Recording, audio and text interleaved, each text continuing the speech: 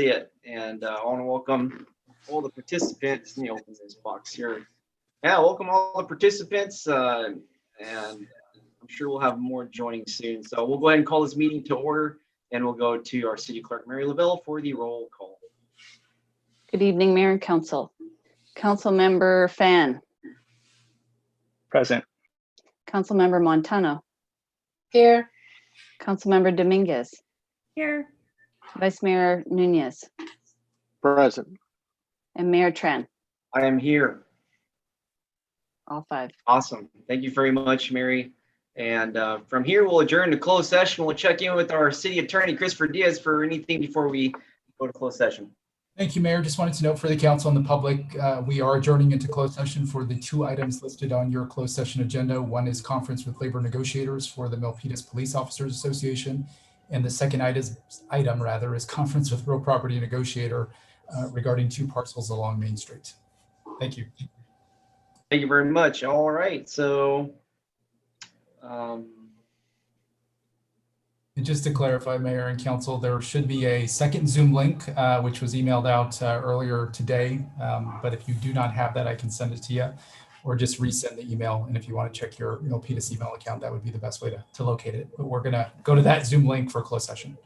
okay, thank you. So we'll log out of this one, right? Correct. So Okay, great. send it to me, Chris, on my cell phone, Okay. just in case. Okay, let me get out of this one.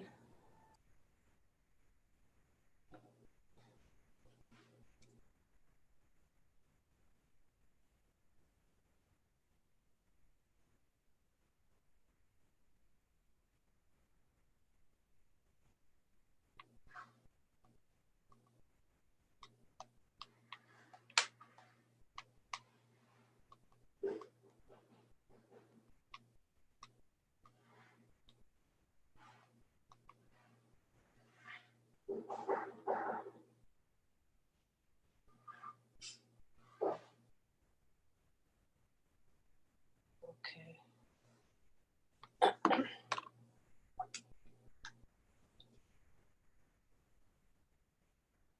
Okay, pass. It's 9395829 6705.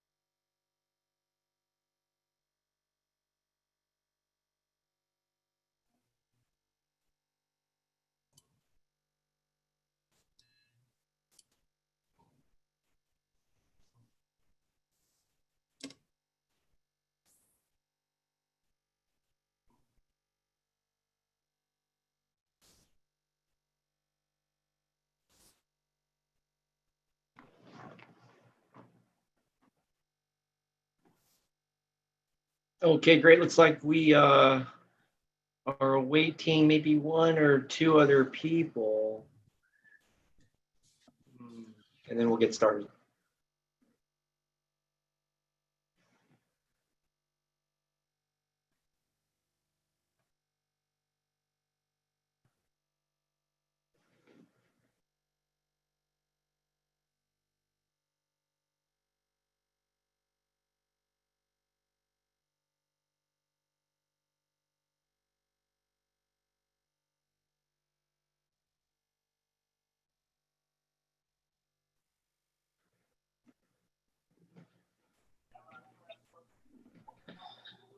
Count here. 1, 2, 3, 4. Waiting on one more person here and we'll get started. Hello, everybody, all the attendees and panelists. It's great to have everybody together, virtually even with a social distance life. It's now more important than ever to stay connected. And so looks like we have that tonight. So, all right, great. It looks like we have everybody for our city council meeting tonight. I want to welcome everybody tuning in across the interwebs, throughout Milpitas, throughout anywhere in the world if you're tuning in. I always thought the internet was a cloud, and I used to always look into the sky and say, you know what, this is the Milpitas cloud. But then this past week, I learned that much of the data goes under the sea. There's a lot of connectivity under the sea, actually. And so the cloud is actually under the sea. And that's something I learned this week. So pretty interesting fact, but I guess we're all under the sea. All right. Are those all those big cables underneath the oceans? Yeah. Wow. That's interesting. Yeah, I thought we were in the clouds, but we are technically in the clouds. But yeah, that's pretty interesting, huh? Okay, great. But either way, in the clouds or under the sea, I'm happy to be together tonight, everybody. We just came out of closed session, and we're looking forward to a beautiful evening. A little warmer than usual, but still beautiful nonetheless.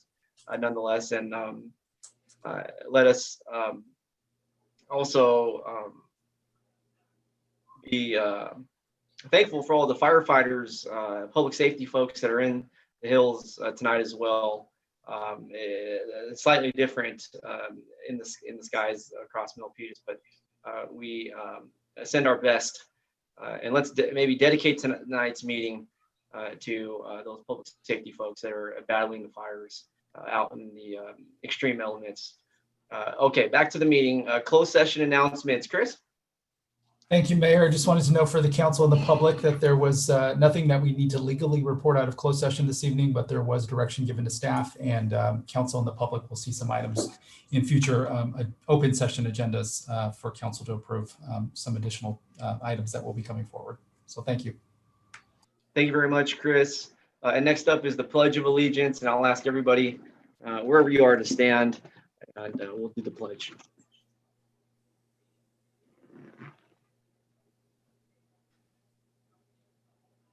Begin. I pledge allegiance to the flag of the United States of America and to the republic for which it stands, one nation, under God, indivisible, with liberty and justice for all. Thank you.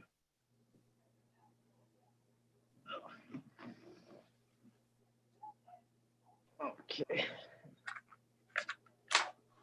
Next up on the agenda is our invocation, and tonight it is assigned to Councilmember Carmen Montano. Thank you, Mayor.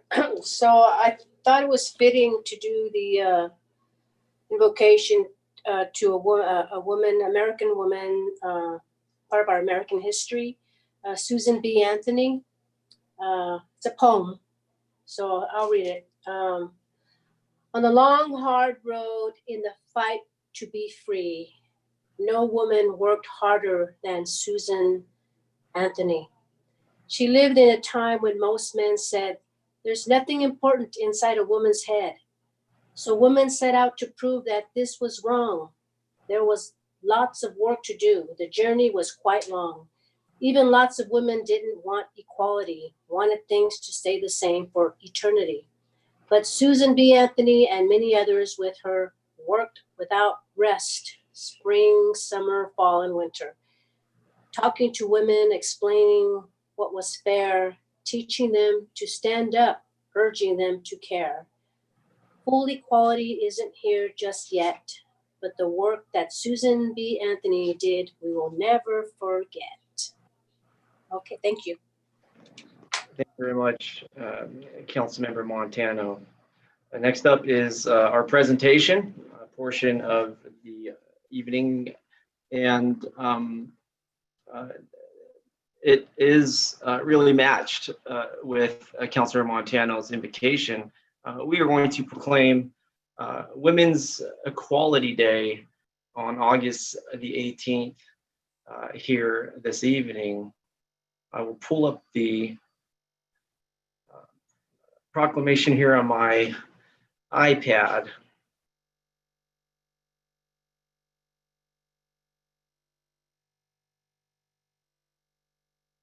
And so, National Women's Equality Day.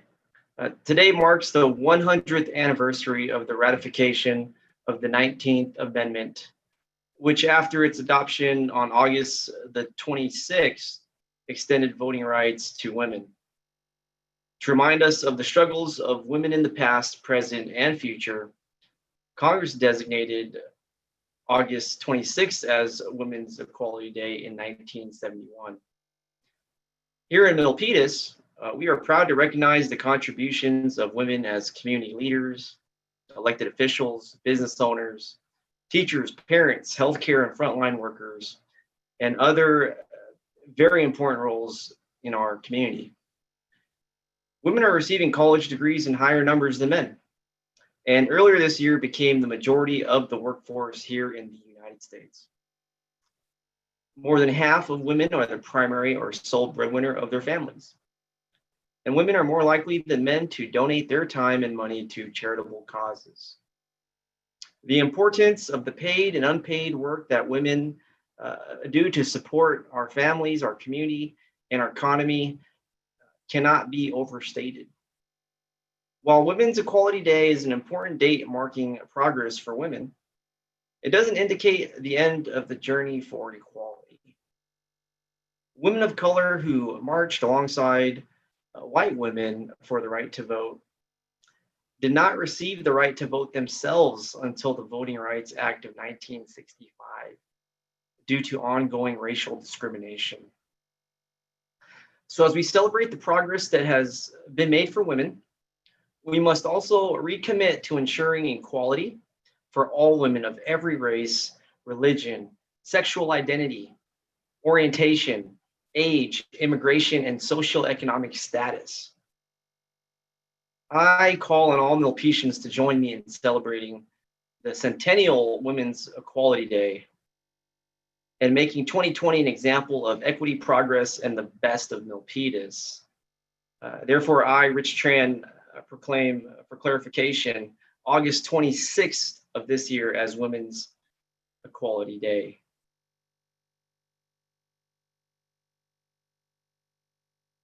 I also want to pull up the proclamation.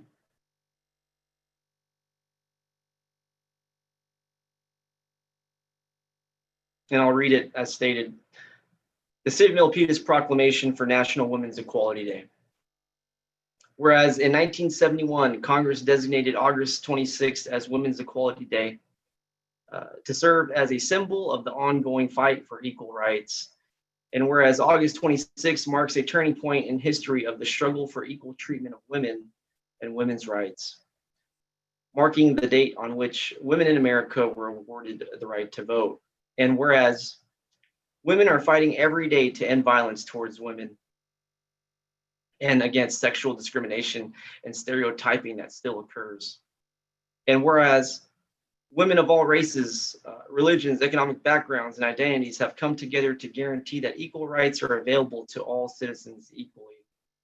And whereas Women's Equality Day celebrates the achievements of women and pays tribute to all those who fight for their progress. whereas Women's Equality Day is an opportunity to recognize the advancements in women's rights and to recommit to the goal of equality. I call this observance to the attention of all of our citizens in the city of Milpitas and remind individuals of the importance of this day, which commemorates that day in 1920, on which the women of America were first given the right to vote. I am honored to lead the proclamations here in the city of Milpitas, and tonight I am extremely honored to proclaim this month as National Women's Equality Day. Thank you so much.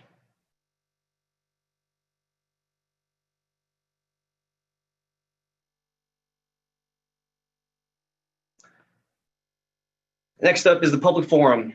Those interested are invited to address the City Council on any subject not on tonight's agenda. Comments must be submitted in writing via form online. May state name and city of residence for the clerk's record. Mayor, Oh, yes. if I may, just real quick. Yeah, absolutely. I just wanted to mention that I'm on the Women's Equality 2020 Leadership Council for the county. And we have 4 or 5 events going on this month specific to this very item. But I would be remiss. My daughter follows this specific city council meeting and follows the 2 women leaders that we happen to have on our city council, and had an opportunity a year ago, I think it was 2 years ago, to sit at a table with Councilmember Dominguez. So last night, I made a point to remind me to thank her for invigorating her. I was sort of making her lean in one direction. You know, this is my right hand, lean in one direction. And after watching last night, she is now registered to vote in a totally different direction. And she lays that to 2.5 minute conversation she had with you at the table that night. And it all dealt with women in leadership roles. And so as I listened to you, Mayor, this talked about women, but sometimes that comes down to small conversations, one-on-one, that has the most effect. And so the 2 persons we have on our council have that kind of effect. So I just wanted to thank you both for all the work you have done. And personally, that has had a major effect in my own family. So thank you all, both of you, very much. Thank you, Vice Mayor. Thank you, Vice Mayor Nunez. I couldn't echo you enough, and thank you. Next up, Councilmember Fan.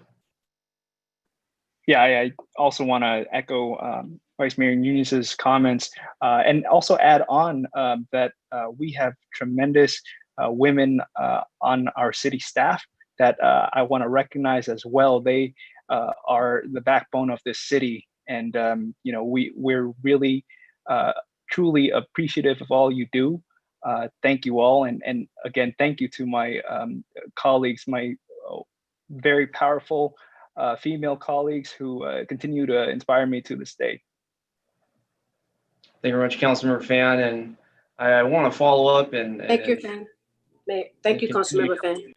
Women are mothers and grandmothers and sisters and nieces, and for many daughters and friends and classmates and doctors and lawyers and council members and senators and maybe vice president.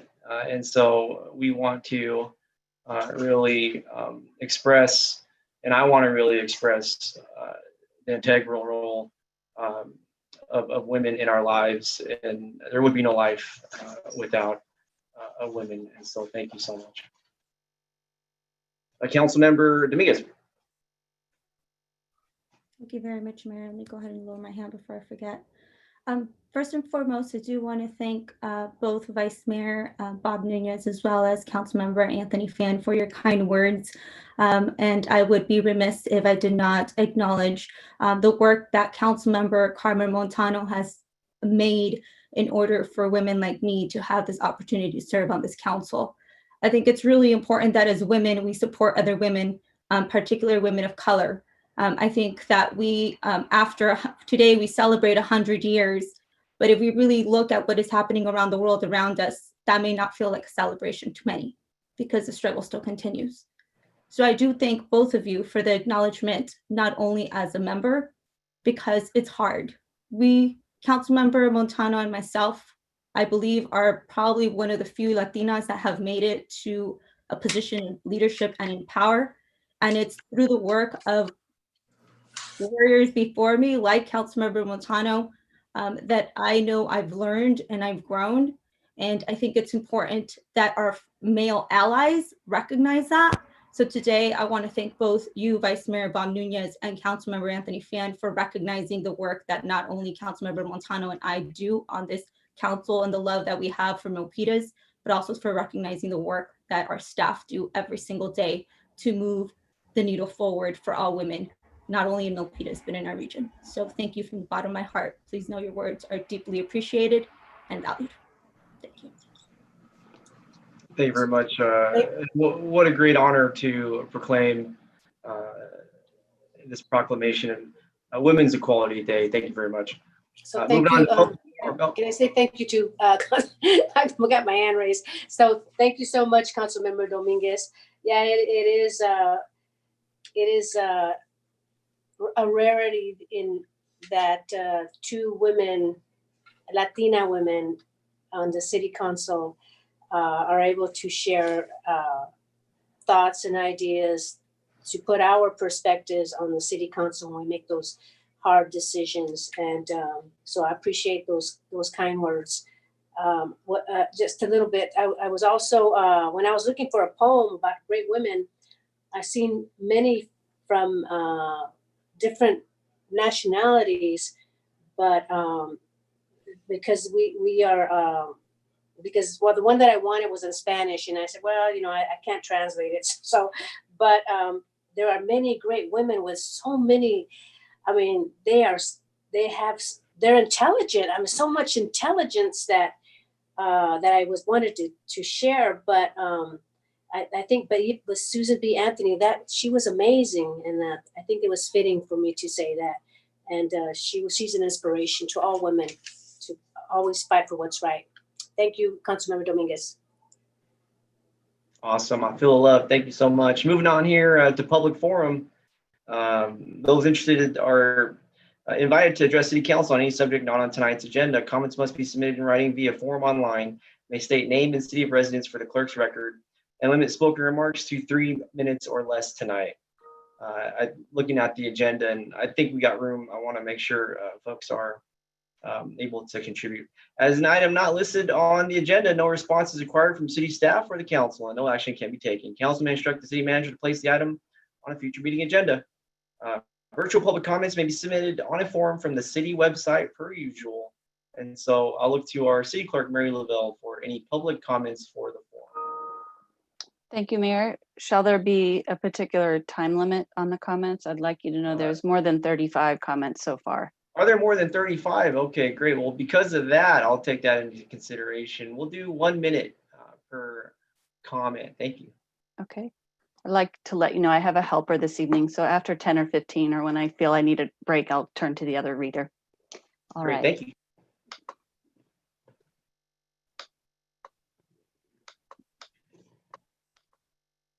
Okay.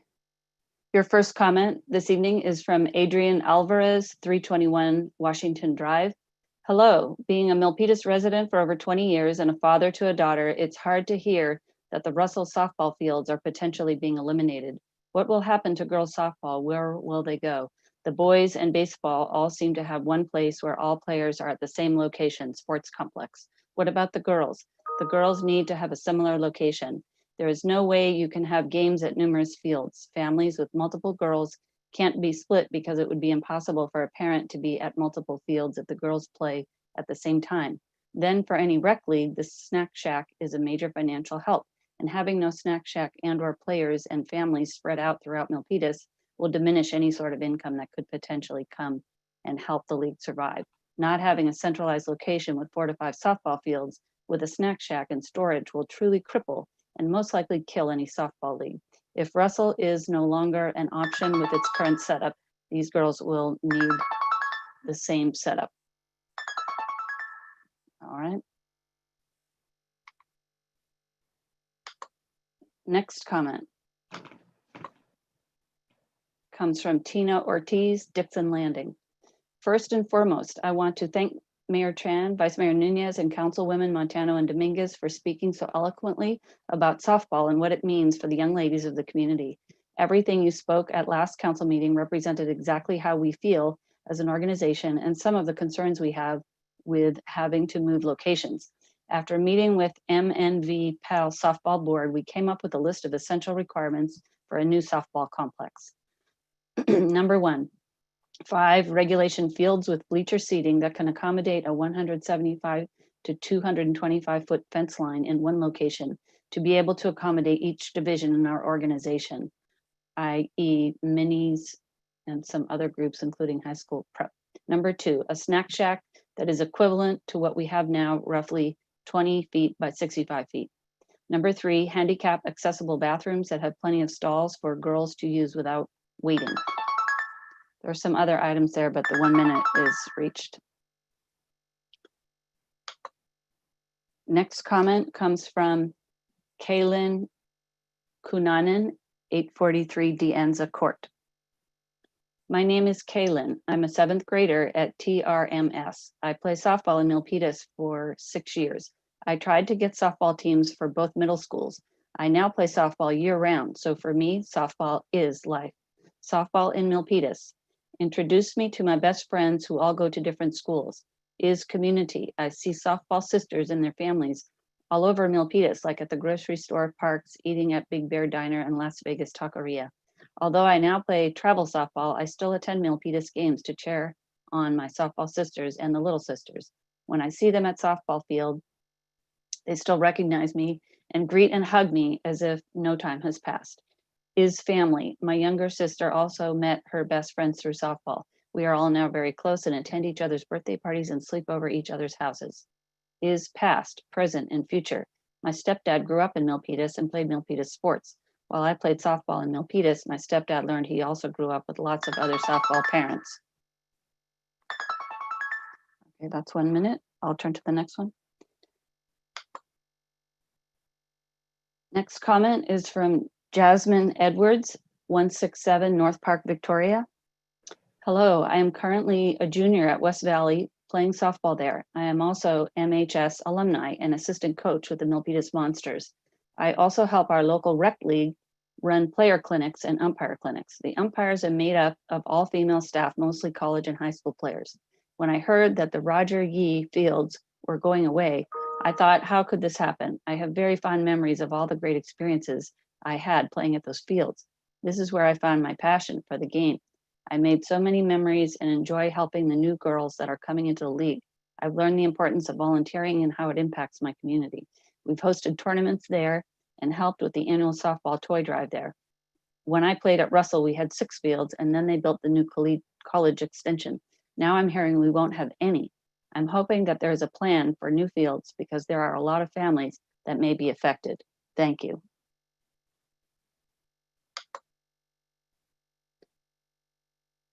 Next comment is from Inderjit Mundra of the Milpitas Chamber of Commerce. Mayor Tran, Vice Mayor Nunez, Councilmember Montano, Councilmember Dominguez, Councilmember Fan, thank you for your commitment to Milpitas and its future. Most recently, the Milpitas Chamber Board virtual swearing-in ceremony was attended by Mayor Tran, Vice Mayor Nunez, Councilmember Montano, and Councilmember Dominguez. The swearing-in was administered by Mayor Tran. We thank all of you for being here for us. It gives us great strength that you are there when needed. During these unprecedented, difficult times, like you and fellow Milpitans, we at the Milpitas Chamber are doing anything and everything possible to help local businesses endure and survive. Your Milpitas Chamber has been working diligently on multiple fronts that positively affect Milpitas and our local businesses, chamber members and non-members alike.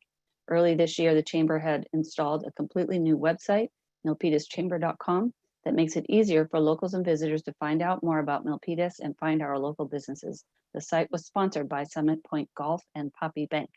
The chamber launched an innovative visual directory. Okay, that's 1 minute for that one. Moving on.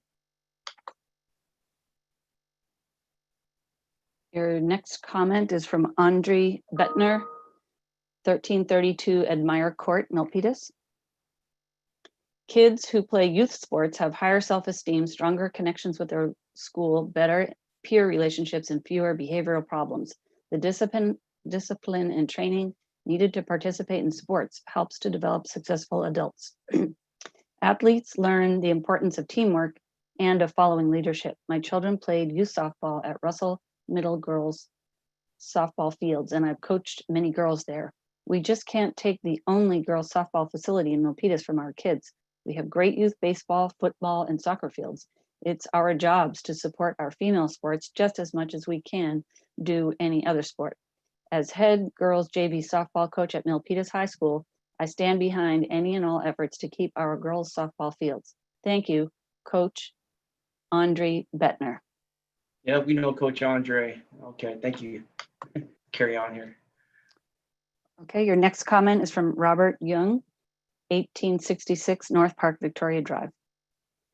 As our students head back to school through distance learning this fall, it is important to remember that many of our students still face challenges. One of the key challenges is having reliable, usable internet service. A lot of our McKinley, Vento, and low-income families have multiple devices sharing a relatively small bandwidth connection, which causes intermittent drops and unstable connections. This is not an effective way to learn, especially for students already challenged in small spaces and lack of a good learning environment. I believe that the city can offer citywide Wi-Fi to these families as well as our homeless, which can become a gateway for services. I would encourage the city to complete its search for a Wi-Fi operator as soon as possible and put in place programs to offer Milpitans and this essential utility. This, and in partnership with the school district's ability to provide tablets, can provide a good starting point for these students. Please let me know if there's anything that I can do to help this endeavor.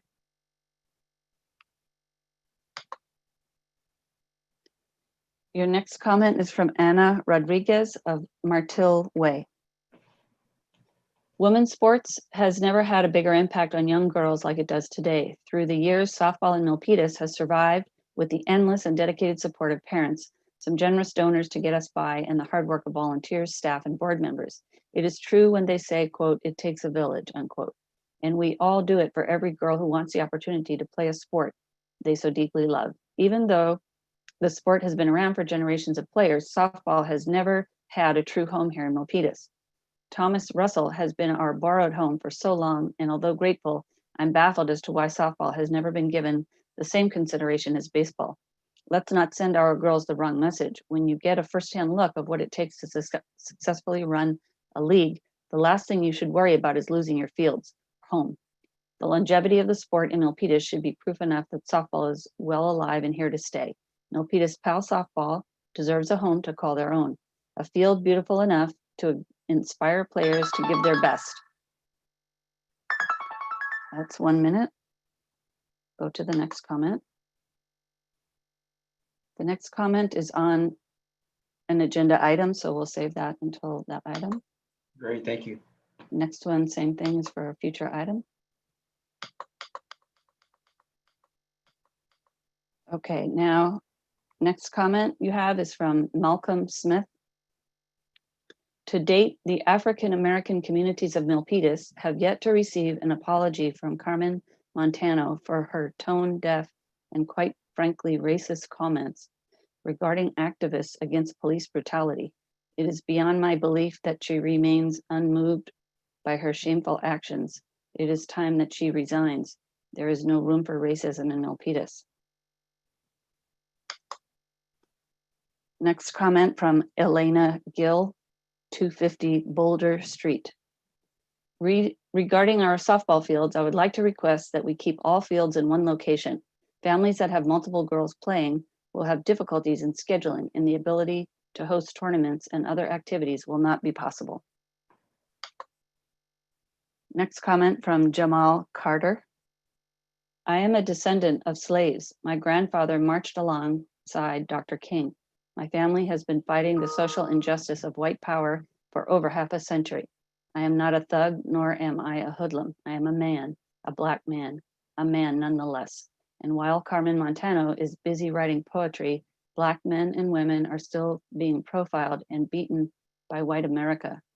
If Carmen Montano will not apologize for the African-American community, to the African-American community, then the city council should censor her or issue an apology on her behalf. We have not forgotten. We will keep fighting. No justice, no peace. Next comment is from Urvish Kumar Mehta of Milpitas. To Milpitas City Council, I wanted to bring up the efforts being carried by Transportation Committee for the enablement of Senate bills for greenhouse reduction within Milpitas City. Along with coordinating efforts with Caltrans and VTA agency, City of Milpitas also requires advanced traffic management system by leveraging Science, Technology, and Innovation Commission. I request City Council to support the expansion with county and state regulations for the greenhouse reduction. Sincerely, Urvish Mehta. Next comment is from Rogelio Garcia. I commend Councilor Fan for raising the issue of renaming Columbus Drive. As a Native American Chicano, I would ask the mayor and council also answer calls to remove the Minuteman from city display. Minutemen are nothing to be proud of. The original context of a Minuteman are colonists who slaughtered countless tribes. The modern day symbolism of Minutemen evokes xenophobia towards our Mexican neighbors. Why would you want to celebrate that? Next comment is from somebody I already read a comment from, so I'll move on. Next Thank you. comment. Next one is from Allison McDonald, 672 Cavanair Drive. Milpitas had 125 residents living unhoused in 2019 during the point in time count. Our police estimate they will have 1,000 contacts with unhoused people in our community. The city will spend up to $500,000 this year on, quote, homeless encampment cleanup services, unquote. We need to get people off the streets and into transitional housing and supportive housing with access to services. Then they won't need the police. Supportive housing is proven to help people stabilize so they are not in and out of hospitals and jails. Shelter is a basic need which we have to prioritize if we want to live in a safe and compassionate city. Please take action to provide the much needed shelter that is sorely lacking in this part of the county and the services to go with it. Thank you for your time and attention and for your hard work to help us all through this crisis. Remember, the homeless are our neighbors too. If I could turn to my helper, which is our planning director, next to start reading at 6:55. Planning director, are you available? This will be coming online here very shortly. Thank you, Mary. I know it is certainly a task in our new pandemic environment to read the public comments. So we'll wait for Ned here to teleport in, if I may. But I will take a moment here. Also, I want to thank the public for the public comments. The public comments are what our democracy is all about. And my advice to anybody out there is to continue with the public comments, but also feel free to reach out to us here at the city, your elected officials, your democratic representatives in democracy. For real change to happen, we need to connect. We need to come together. Send us an email. You have the whole city council, and let's connect and let's come together as people. And that's where true change lies within. And so I see Ned now. Welcome, Ned. Good evening, Mayor and Council. Happy to be here with you tonight. So I'll start reading from 6:55, correct, Mary? Yes. Okay. So the next comment is from Audrey Hudson, 167 North Park Victoria Drive. Start my timer. Good evening, Mayor, Mr. Mayor and Council. I'm a girl mom I have all girls, so I know how important it is for them to have equal opportunities. I just wanted to name a few names off the top of my head of all the bright young women who have played softball at the collegiate level from Milpitas in just the last 6 years. Lisette Mejas, Ashley Nash, Nicole Gardner, Leilani Medina, Liberty Walker, Alexis Eugene, Karina Gutierrez, Alyssa Valdez, Danielle Patty, Jasmine Edwards, Sarah Nelson, Shay Felix, Alyssa Green, Tevane Tate, Luisa Story Garcia, Deanna Korubin, Kamaya Lewis. These are just a fraction of our future leaders. Thank you for investing in them. The next comment is from Jim Acosta in Milpitas. Please be careful who you endorse. Evelyn Shua hosted a city-sponsored event about ADUs. She used the event to inform everyone that she was running for city council. Sorry.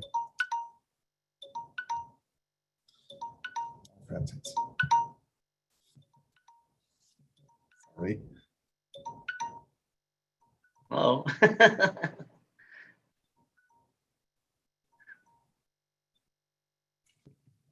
It's like my You okay, Ned? You alarm want to clock carry in the on? morning. Yeah. Yeah, sorry about that. So I'll start again. This is Jim Acosta from Milpitas. Please be careful who you endorse. Evelyn Shua hosted a city-sponsored event about ADUs. She used the event to inform everyone that she was running for city council. This is a clear violation of campaign finance. She also was the chair of a task force and removed Karina Dominguez because they did not get along. That doesn't seem like a leader to me. Please be careful. The next item is from Kelly Clark. Good evening, Mayor Tran, council members, and city staff. We can't go on pretending day by day that someone somewhere soon will make a change. We're all part of God's great big family, and the truth, you know, love is all we need. We are the world. We are the children. We're the ones who make a brighter day, so let's start giving. There's a choice we're making. We're saving our own lives. It's true we'll make a better day, just you and me. Oh, send them your heart so they will know that someone cares, and their lives will be stronger and free, as God has shown us by turning stones to bread, and so we all must lend a helping hand. We are the world, we are the children. We are the ones who make a brighter day, so let's start giving. Oh, there's a choice we're making. We're saving our own lives. It's true we'll make a better day, just you and me. When you're down and out, there seems to be no hope at all, but if you just believe there's no way we can fall, well, let us realize, oh, that a change can only come. Oh, for heaven's sakes. That was really great. Yeah. We are the world. We are the ones who make a brighter day in the Milpitas community. The next comment is from Tom Valori at 670 Cardiff Place. Please describe how the budget for 2020-2021 has been adjusted to reflect the impact on revenue resulting from the COVID-19 pandemic. The next item from Keisha Brown. Unbelievable. Of course, Carmen Montano would honor Susan B. Anthony, who was known to be a racist as she was a suffragist. She was famously quoted as saying, "I will cut off this right arm of mine before I will ever work or demand the ballot for the Negro and not the woman," unquote. Montano has drank the Trump Kool-Aid. Shame on her. Racist Montano should resign. Black women matter. The next comment is from Shaniqua Lawson. Susan B. Anthony should be celebrated without acknowledging her racist history. Initially, I gave Montano the benefit of the doubt for her problematic comments regarding race. Hey, we're all humans and we make mistakes, right? No, I don't see it that way anymore. Montano has now displayed an ignorant pattern of racism that cannot be tolerated. Please think before you try to win points. The next comment is from Jamie Schletzbaum at 1775 Millmont Drive. I think this is a great idea. I fully support Council Member Karina Dominguez and her proposal. Ned, please stop. This item is for an agenda item later on. We'll read that later. That. Yep. I will. All right, we're going to hear it for that. sure. Thank you. The next one is for public forum. It's from Voltaire Montemayor. It's the mayor, vice mayor, and members of the city council, the city manager and staff. If this coming election 2020 and the previous elections, the candidates have the difficulty to find spots to post their yard signs, may I request the leniency in public places this time. The next one is from Barbara Navarro, 915 North Hillview Drive. Thank you for the August 26th Women's Equality Day. Every day should be this, not just one day of the year. Please pause on that day and remember the women in your life and all their sacrifices. I personally am looking forward to the era when Milpitas will have a female mayor and possibly a female city manager. Thank to all that serve our city, especially the females that are presently serving in council and hold position in our city. Let's make sure that we create an environment of equality in all areas of Milpitas. We are Milpitas. The next one from Roger Nguyen. Oh, this is also for an item on the agenda. Great, we'll designate that appropriately. Thank you, Ned. The next one is from Curtis Helm, Duarte Court in Milpitas. Born and raised in Milpitas, second generation Milpitian, father of a third generation Milpitas young woman. Growing up in Milpitas, I played football and baseball nonstop and never gave a single thought to the opportunities for the young women in Milpitas to join an athletic organization. But after raising a young girl in Milpitas and realizing the positive effects and confidence a young lady can gain from a simple sport like softball or any competition activity that takes hard work and dedication to earn success, I've come to realize how amazing and how strong a young female can be. If we as a community and mentors to these young women shut down or erase fields that give these girls an opportunity to realize their strength and worth, then we are showing these beautiful women that their hard work is worth nothing. I've been coaching at Milpitas Bobby Sox since 2010, and I've enjoyed it so much that I've graduated to coaching at Milpitas High. If we shut down the girls' softball fields at Russell, we better be planning on building a better complex and have that complex up and running before Russell is shut down. If not, the people involved in shutting it down should be ashamed of themselves. Don't shut down all the thousands of hours of blood, sweat, and tears that these beautiful girls have sacrificed over the years. The next one is from Raj Singh. Please tell Evelyn Shua to stop posting her advertisements on my door. I do not agree to it and I consider it harassment. The next one is from Ricardo Flores. I recently received a flyer from Evelyn Shua. First of all, I am not okay with her defacing my property. Second of all, I will not support somebody who has made blatantly racist comments toward Latinos recently, saying, quote, there are too many Hispanics on council. We need to support our people, unquote. I remember when she tried to remove Karina Dominguez from the Water Task Force for no apparent reason. Well, I know the reason now. And the last one so far is from Jackie Romero in Sunny Hills. Dear council members and Mayor Tran, I hope this message finds you all well. We will all continue on our journey as a Milpitas family. We must look into the eyes of our unhoused homeless community and provide them hope and provide resources to our homeless students, homeless families, and homeless individuals trying to survive. It is time for our city council to take action in support of bringing resources and transitional housing into Milpitas in partnership with the County Board of Supervisors. Please be in support of our mission as we are requesting City Council to direct city staff to take action to eradicate homelessness in Milpitas. Let us provide fellow Milpitians that may need immediate assistance to get into a safe place, provide them with wraparound services that provide long-term solutions. We need your vote to be the voice of the homeless, unhoused, that have lost hope. Let us bring hope to Milpitas. We will have some opposition in our mission, and that is expected, although if we work together with transparency, we can create a paradigm shift. We understand you cannot respond tonight, so we are requesting a meeting with each of you with our group, Hope for the Unhoused. We will be reaching out. Thank you for your time. Respectfully, Jackie Romero, Milpitas Parent Coalition, and Hope for the Unhoused. And I believe that's the last one.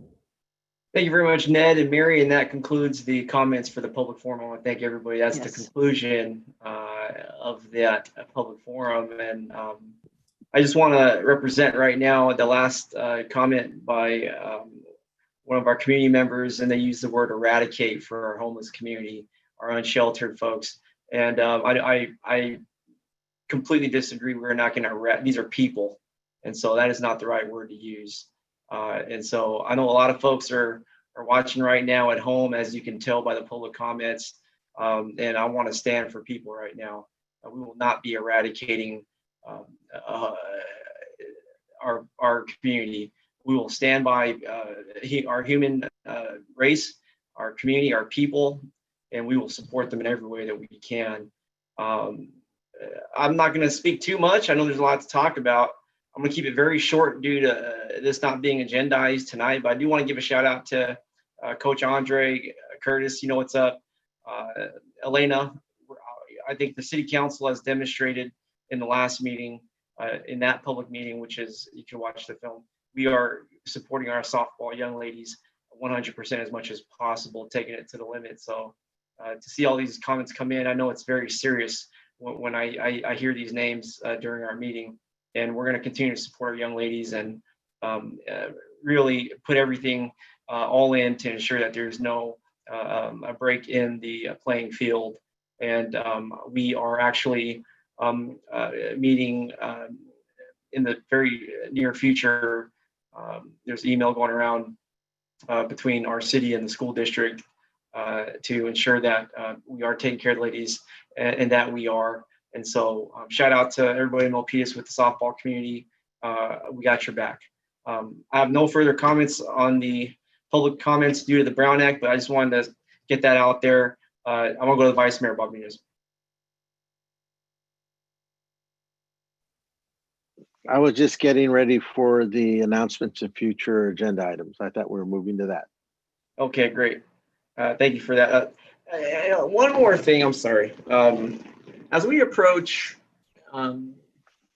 this is going to everybody here, as we approach November, I believe, based on my experience, that City Hall and City Council meetings typically aren't used for campaign purposes. And so I fear that we're going to get a lot of communication from the public, which is great. I love it. Keep coming. But I don't want to break any rules or policies in terms of campaign activity. You know, when I was several years ago, when I was starting to get into this, I think during a meeting, I went to the podium and I said something about campaigning. I got in trouble back many years ago, and I learned that way. Now I want to go to our city attorney. Is it appropriate for campaigning during a meeting, or I'm not sure? Yeah, no, thank you, Mayor. It's something that we can look into. The Brown Act specifies that public comment should be related to anything within the jurisdiction of the legislative body. I think we could take the argument that campaign related comments aren't really applicable to the city council because you don't act on campaign related issues. But let us do a little bit of research just to confirm that that's a safe approach to take, and no case law has basically turned around and basically mandated that public comment on those types of issues be allowed. So we can confirm that. And if that's an angle that the council would like to take, we could look to exercise that, assuming it's legally okay. Thank you. I just want to do the right thing for the community.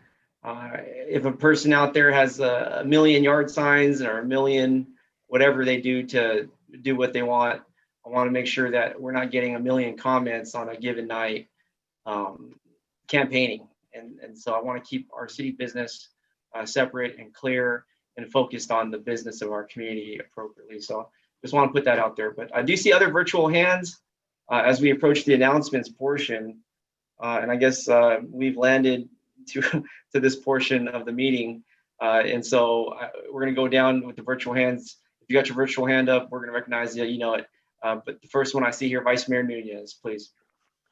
Thank you very much, Mayor. So let me put mine down. So maybe three things, and I'll make them quick, I hope. So number one, I noticed in the newspaper this weekend, I thought there was a comment about Project Home Key, and it mentioned Milpitas. And so I would ask the city manager at some point to come back and make a report as to what that really means. If that meant the city was putting a proposal forward, the county was putting a proposal forward. I think that might go to at least answering some of the questions, or at least some of the comments I heard made. I thought it was us, but if it is another entity, if you could let us know that. It doesn't have to be at a council meeting. If you think a memo would do that, could go out to the public too. Secondly, and this is going to go to the last thing you just said, Mayor. So I'm going to turn it over to the city attorney, but if Mike Liu, I just sent him a picture. If he could put that up so we can share it, and then I'm going to turn it over to you, city attorney. So Mike, do you have the picture I just sent you? Yes, Vice Mayor, I'll go ahead and put it up right now. Okay. So Mayor, I also remember discussions about campaigning and such. I just like to remind persons that I understand being a politician that persons do all kinds of things, and I'm used to that being a politician, but I just ask persons, because I know we got a email from you, city attorney.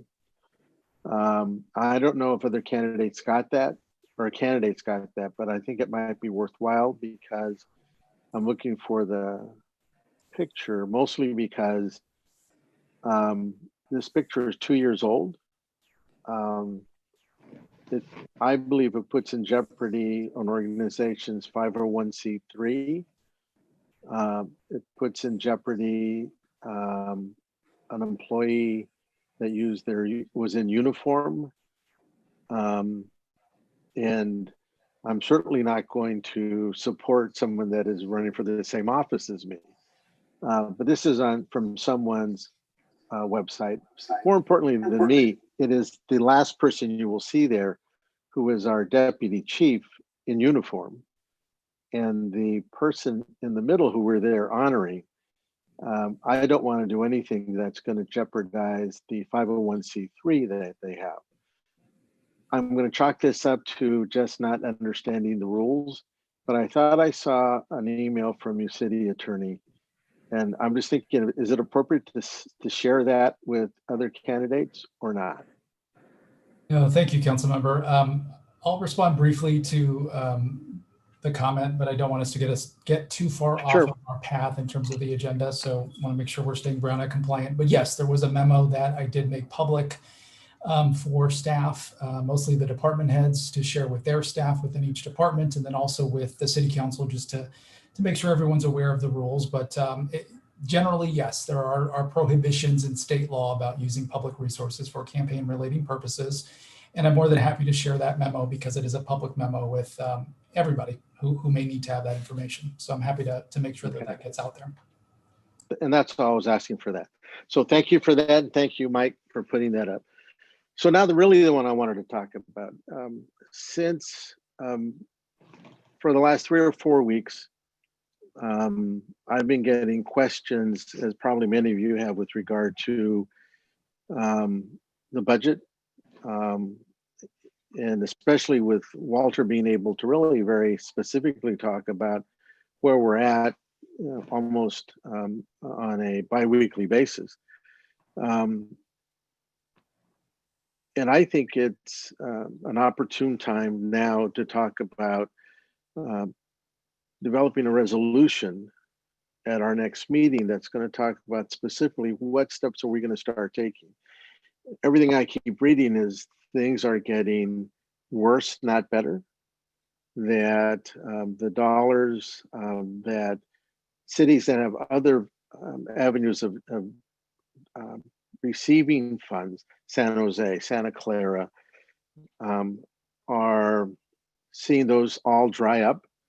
I don't think we're any different. And so I think it's time now for the city council to look at very specific ways that we are going to address those concerns. And so, Mayor, I'd like to ask that we look at some type of resolution with the help of the city manager. Absolutely. Looking at what Walter has been telling us, to say, here are the steps that we really need to be taking, because I believe the city council needs to be involved. I believe that the community needs to be involved in whatever these things we're going to be doing, so that everybody sees early on whatever those things are, they have input. And I first I want to thank Walter for all that information, because that's what has brought us, at least me, to that point. And I think it's time for us, instead of saying we might do this, but actually start looking at very specific things. But some type of resolution that says how we're going to go about that, and then start looking at those things. So that's, Yes. and listening to the community and listening to businesses, because they need, at least what they tell me is they need answers. Hope is great, but they're beginning to get beyond that. So that's my request. Yes. For a future agenda item. Hopefully we can put that on for next week, if that's possible. Yeah, absolutely. Thank you very much, Vice Mayor Nunez, for your leadership. There are times where you bring particular items forward, and this is one that I support as great as the greatest ones you've brought forward, which I've supported. I'm speechless. I mean, we are going through a time that our city has. So Mayor, I just want to make sure we're staying as tight to the agenda as we can. Hey, you know what? You're right. I'm gonna keep it under a minute. Chris. I actually had a talking points, but I'm not gonna use them due to the respect for the Brown Act. But simply put, I think one day this resolution is great, because one day folks are gonna look back during this economic crisis in our city and in the community, and they're gonna see that they're gonna want to know every little detail, and we're gonna provide that. This is the ultimate form of transparency for our community, this resolution. And I echo the Vice Mayor that as we move forward, I hope this is an emergency type of resolution we can bring back next month, where we can show every dollar and every cent and every strategy that we're implementing, and so that residents understand, because guess what? We're in this together. Everybody on this meeting, everybody watching at home, every person that is in Milpitas that calls it home. We're in this together, and so this resolution is action that will allow us to be together as we move forward. Because guess what?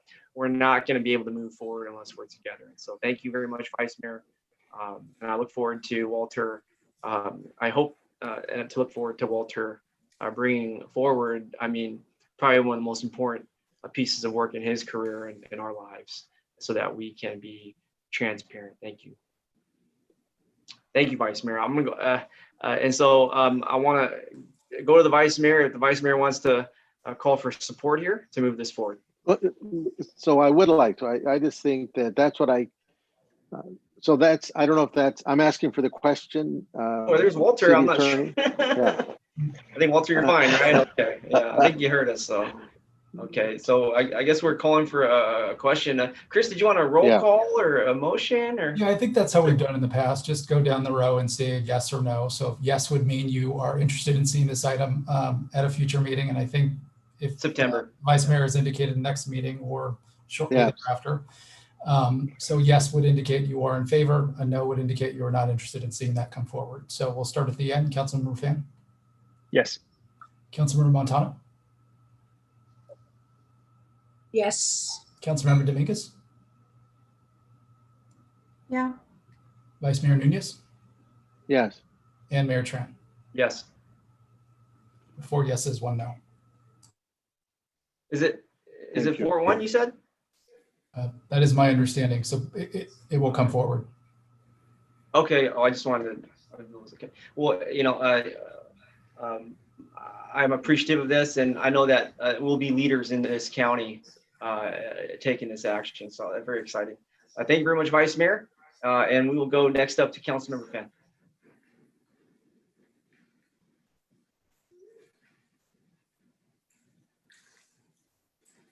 You want to do your microphone? Yes. Sorry about that. Just wanted to know, I completely agree with the mayor and share with him an equal concern of campaigning with city resources. It's unacceptable, and I hope that staff is taking these allegations seriously before we expose ourselves to additional liability. In regards to future meetings, I wanted to respond to something that has been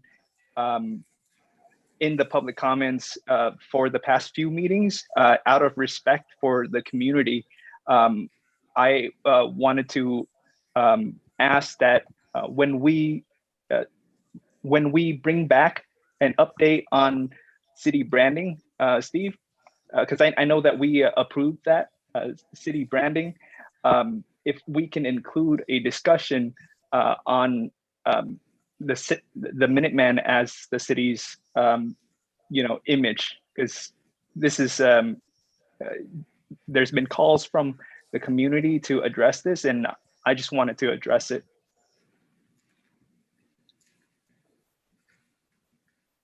So that's my request. I support that request. So Mayor Tran, would you like me to call for the yes or no's? Yes, please.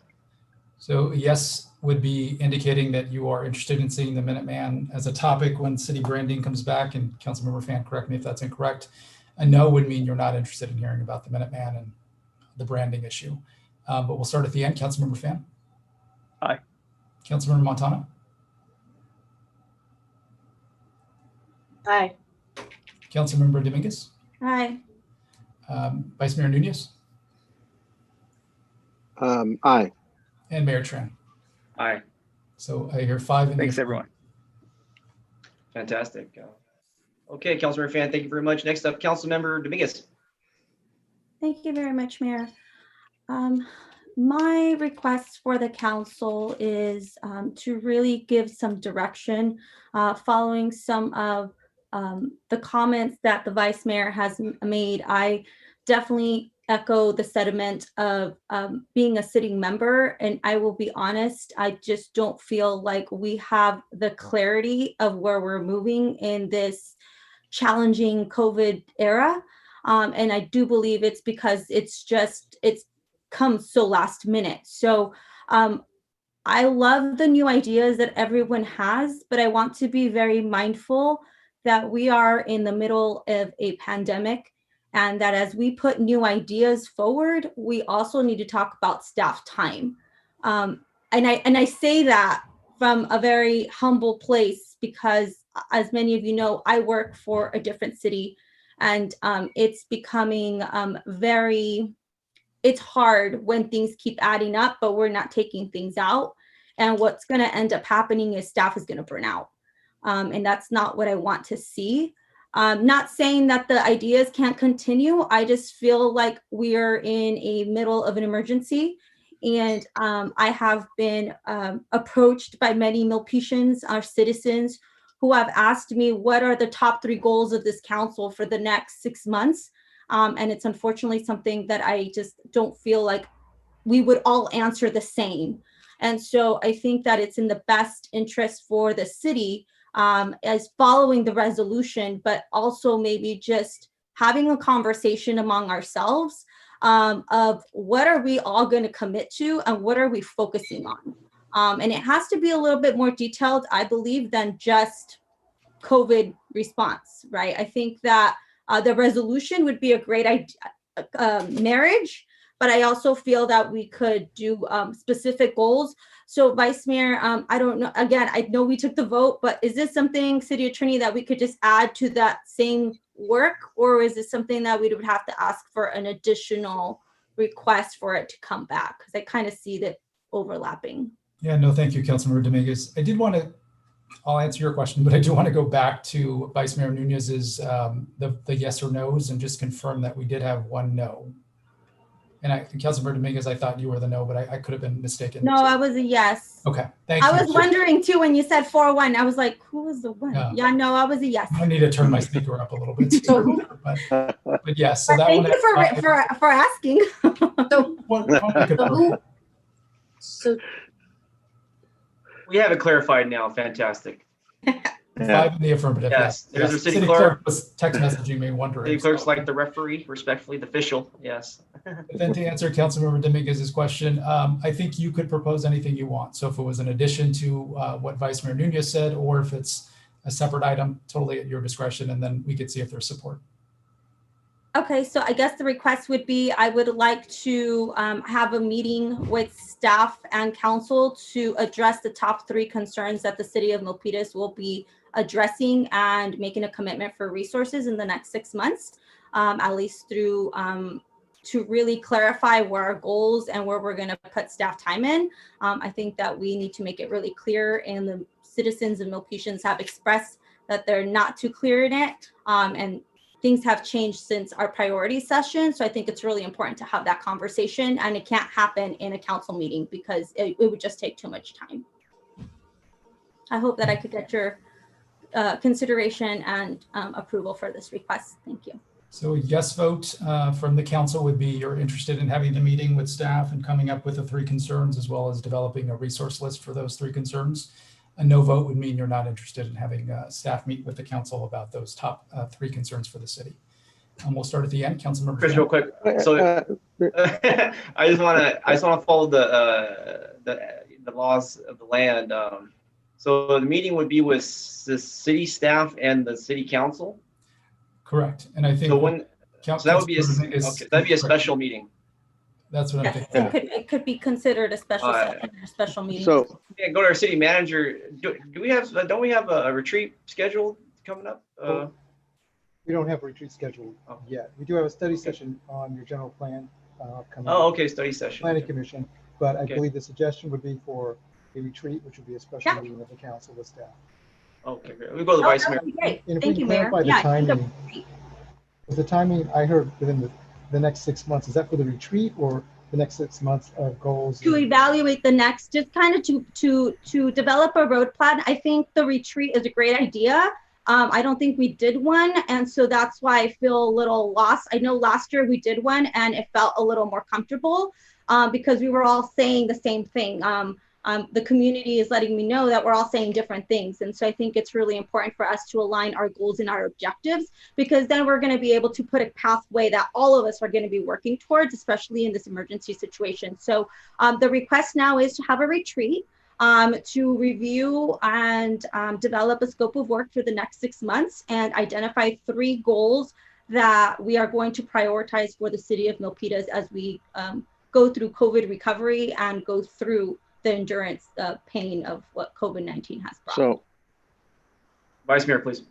okay, so if I may, which is, so I'm not opposed to that at all, which is actually what I'm asking for. So my question back to the city manager. Good. I just want to make sure you're looking up when I'm. Well, I'm writing and listening. I wasn't sure if you were. I got two. I just wasn't I sure got if you 2 were council passing members out. I'm dealing with. No, not passing out. because I'm He's a enjoying note this. taker. Yeah. So, I'm a note taker, so, to do either one of ours, as I see it, is going to take Walter to give us his best guess. So Walter has to get his work ready. And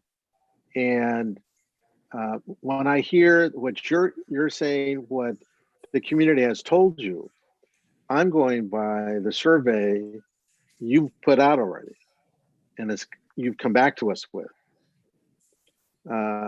which was you're using also for the tax measure. That lists all those things. So if it is different, I want to make sure we are looking at data to make these decisions. And so if your data is different than what the council member has, we need that in advance. But if it's the data we're going to use is really coming from the survey, then we have it already. If what Walter thinks that he already has the information ready for us, then I think that's quite doable. But if Walter's not ready with here's what the numbers are going to be, then I'm not sure that the exercise is going to be worth it. So you tell me. I think that really they're one and the same in my mind, because we're really the idea is to say here's where we have money and here's where we're going to spend it. I just need to know that and I see Walter popped up again. As long as he's ready and you're ready, I think they really are one and the same. I want to make So, sure the council Walter? doesn't start debating this topic because that would not be Brown Act compliant. So Right. Yeah, Well, we've I already just wanna made the assure- direction, so I advise you proceed. I think the all direction I could do- just be. I think what you're asking for, council member, is included in there, as long as Walter has the information to get to where you want to go to, because we need it to do what I think we're asking to do too. I think they're one and the same as all. So as long as Walter's thinks we have the facts, I do agree that a separate meeting should be held so we can do it, because we didn't have that meeting before. So So thank you very much, Vice Mayor. I'm listening to your words and I agree. I think they're in the same concept of thinking. I would feel comfortable with rephrasing the motion to ask for a retreat in order to review the language that would be placed on this resolution before it's presented. Is that something that would marriage what you're thinking right now? so is it, so if I could get an answer from Walter, are you ready, Walter, to do that for us? brief response, Walter. Okay. Very Thank brief, you. right? I heard it. I heard him too, Walter. Okay. So just brief response. Revenues, we can do a new projection for revenues. What happens because of new projections, we're going to have a deficit, how to solve the deficit, that takes more time. Could you hear that? Yeah, I could, but it may have been too brief, because when would you So there's have? two sides to the equation. Go ahead, please. Yeah, no. So I think I would still like to be back in September, first part of September. Vice Mayor, I hear you. And due to the Brown Act, and I'm presiding over this meeting, and I'm going to take responsibility here. I don't want us to continue this discussion any further. The council made a direction unanimously at that. And I really am asking everybody to move forward here. This item is not agendized, and I'm watching the clock, and it's documented. We cannot have much more of a conversation. So I'm going to just throw my neck out there respectfully. I love everybody. And I ask that we end this discussion right now on this particular matter because of the Brown Act. I will not preside over a meeting that violates that. To no one's fault. One love. And so thank you, everybody. We've already made the direction. So I want to go back to Councilmember Dominguez with your virtual raise hand if you have any further announcements.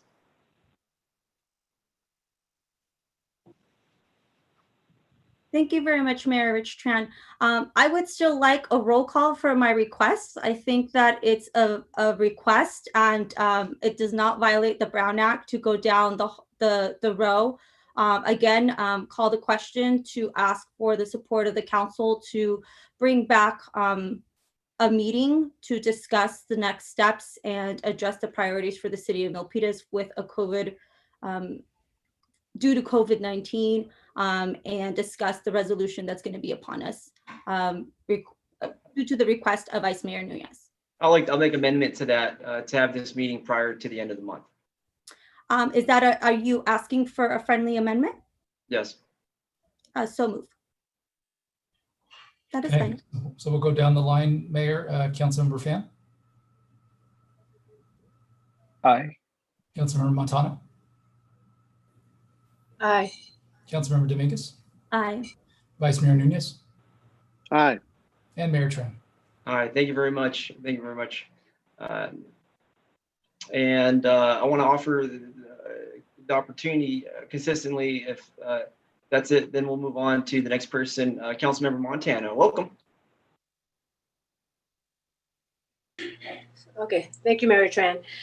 So as you know, we all serve as liaisons to different agencies in the county, and I serve on the Cities Association of Santa Clara County.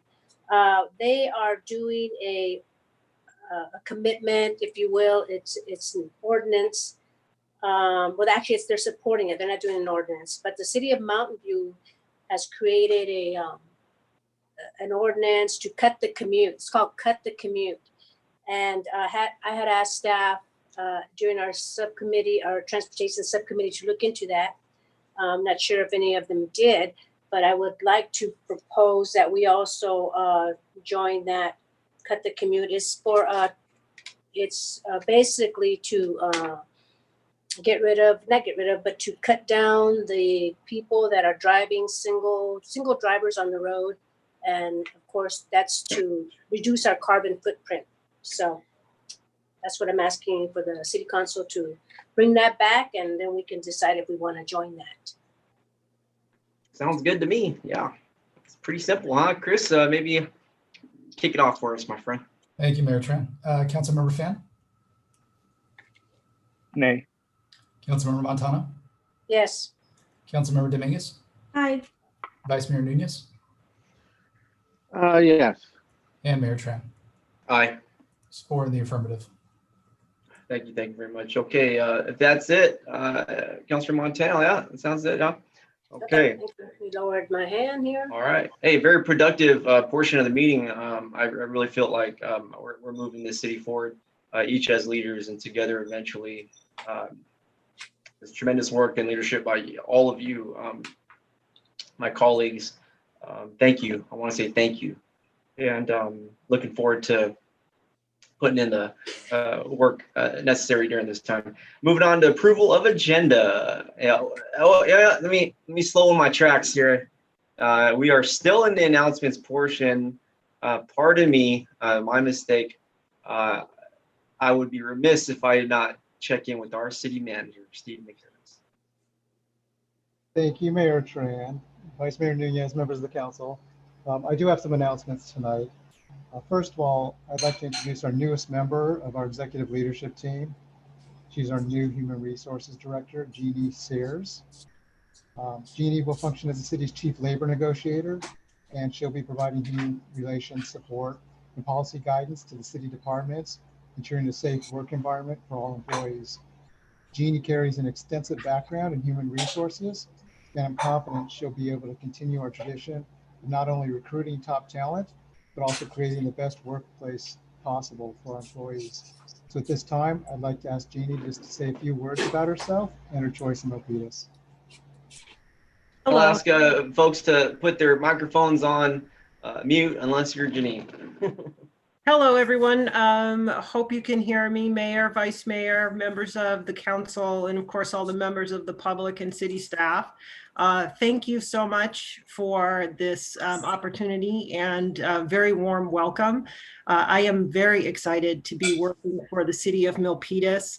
When the opportunity first presented itself and I started to learn more about the city, very impressed with your commitment to values that you had on your website, the commitment of staff for service, the high standards that you exemplify for your code of conduct that you have on your agendas every meeting. And so that piqued my interest. And then I got to learning a little bit more about the city, had an opportunity to meet Steve and Ashwini during the recruitment process, spoke with the union representatives. I'm just so impressed with the process that when the opportunity came up, was very, very excited.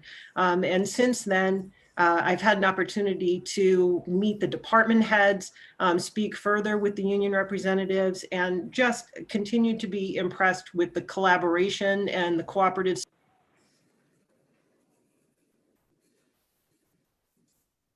Computer just said I went blank, so I don't know if you can still hear me. We're listening. Carry on, please. Yes. Okay. So anyway, about me, I have worked in primarily in labor and employment for a very long time, since the 80s. That was my introduction, working for labor. And whoops, there I go. So working for labor, and then I went over to management. I've worked all of my labor and professional HR career has been in the public sector, working with state, county, city governments. And I am just very excited to bring this to the city of Milpitas and to move our department ahead and to help move the city ahead. So I'm really excited about it. And I do want to thank you in advance for all your cooperation. I'm sure we're going to have many items to come before you, and I really appreciate the opportunity. So thanks.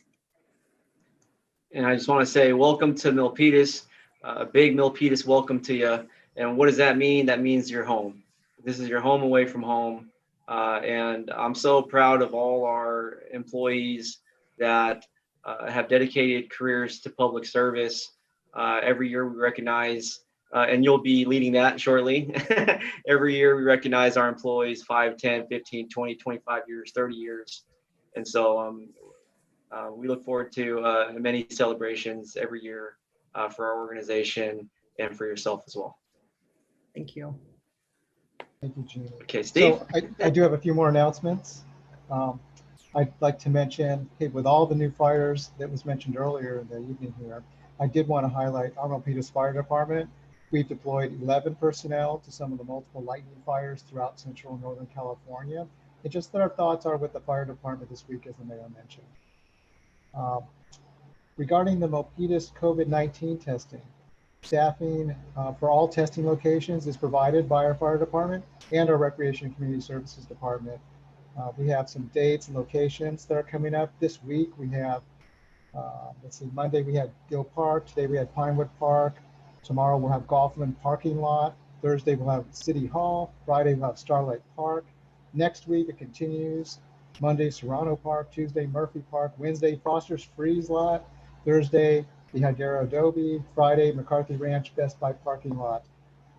For the hours and details, because you know there's probably more information, you have more questions, the info will be or is actually available on our website under news and announcements, as well as our COVID-19 webpage. Today, just a little statistics here, we tested 3,959 people, of which 171 tested positive. That's a positivity rate of 4%. 61% of those tested reside or work in the city of Milpitas. And there's more. There's more info here. Our first county pop-up testing clinic will be held this Friday at the Milpitas Sports Center. The county is accepting 750 appointments. The city is supplying tables and chairs. We have 4 CERT volunteers that will be assisting with line control and intake duties. So kudos to our volunteers, thank you. Additional dates are scheduled for August 31st, September 9th, and September 21st. And again, more information is available on the city's COVID-19 webpage under latest Milpitas news. So a little bit about City Hall. This weekend we had a little mishap. We had a failed fire sprinkler problem at City Hall over the weekend. A sprinkler in the City Hall rotunda ceiling malfunction resulted in flooding the first floor lobby area and the 3rd floor landing just off the main elevator. We're currently working on cost estimates and timeline for repair work, and our insurance carrier has been notified, and the staff will submit a claim as the cost estimate is expected to exceed our property damage deductible. A little bit about taking care of business in Milpitas. I have 2 items here that are important, and some of it has actually been out there quite a bit. The Micro Enterprise Grant Program, we've been talking about that for the last several weeks. That launched last Friday, August 14th, and it ends this Friday, August 21st at 6 p.m. That's the time in which we're accepting these applications. We've received over 180 applications so far, and I expect far more to come in. We'll have a lottery scheduled for selection of those applicants, our applications. That'll be scheduled for August 31st. Another program we have is the Milpitas Small Business Spotlight Program. We haven't talked too much about that, but you're going to be hearing about it starting tonight. We'll be launching that this Friday, August 21st. This is part of the city's Shop Local campaign. Residents will have an opportunity to nominate their favorite local business. 15 businesses will be selected to create a promotional spotlight video highlighting their business. So just stay tuned to the city's webpage for more information later this week. And that concludes my announcements. Thank you. Thank you. Thank you for the announcements. Our city manager, Steve McHarris. I would be lying if I didn't say I lost my breath a couple of times on some of those updates. But that's tremendous. I thank our city for and our council members who led the charge for testing, and to know that we have a measure on what's happening. So thank you so much. And I was at City Hall, and I did see the fans off the elevator. I was wondering what that was for. I thought it was just a general carpet clean. But You know, I'm glad- I would be remiss to say our staff, Yeah. and particularly our public works staff, what a team. They were on it so quickly. They probably reduced thousands of dollars in damage and flooding by reacting so quickly to the call. Our fire department as well showed up immediately, but our custodial staff were right on top of it. That water was gone. Yeah, I no doubt about it. And Yeah, hey, folks, we fans got and things are a insurance. result so- of that too. So thank you to those folks that came out and did all that. Okay, work. great. All right. Well, hey, I believe we're still in announcements possibly. If not, then we're not. But I do want to go down the list of virtual raise hands. Next up, Councilman Montana. I can just add for the council, unless you have something new to announce, I don't want us to get into a discussion about anything the city manager shared at this point. I second that, Chris. Next up, Councilmember Montano. Well, I just want to, this is in regards to the city manager's announcements. I just want to find out if Kaiser, the testing that we do that the city provides, and I know that if you are a Kaiser member, you cannot be tested. Has that changed, or are they allowing that now? Because that's a big question the community has been asking me, and I just tell them they can't, but has that changed? There is some progress. I'm going to have our assistant city manager quickly answer that question. Thank you, council members. So we are working for our mobile testing. We're working with IGenX, and IGenX is working with Kaiser basically to see if we can make that available to everyone. Okay, thank you. At this point, we don't have it available, but we hope in a few weeks. Okay, thank you. Very good. Thank you, our assistant city manager, Ashwini Kantak. Thank you so much also for the question, Councilor Montano. And I do see a virtual raise hand, Vice Mayor Nunez. Yes. Just real quick, you talked about the grants. Is that what you're calling to the small businesses? Right. That was the grant City program. Do you know micro businesses? When are those actually going to be sent out? I think you said there's one more week, but when are you going to start issuing them? It would be after the date I announced, the August. I'd have to pull that up again. The date I read off earlier.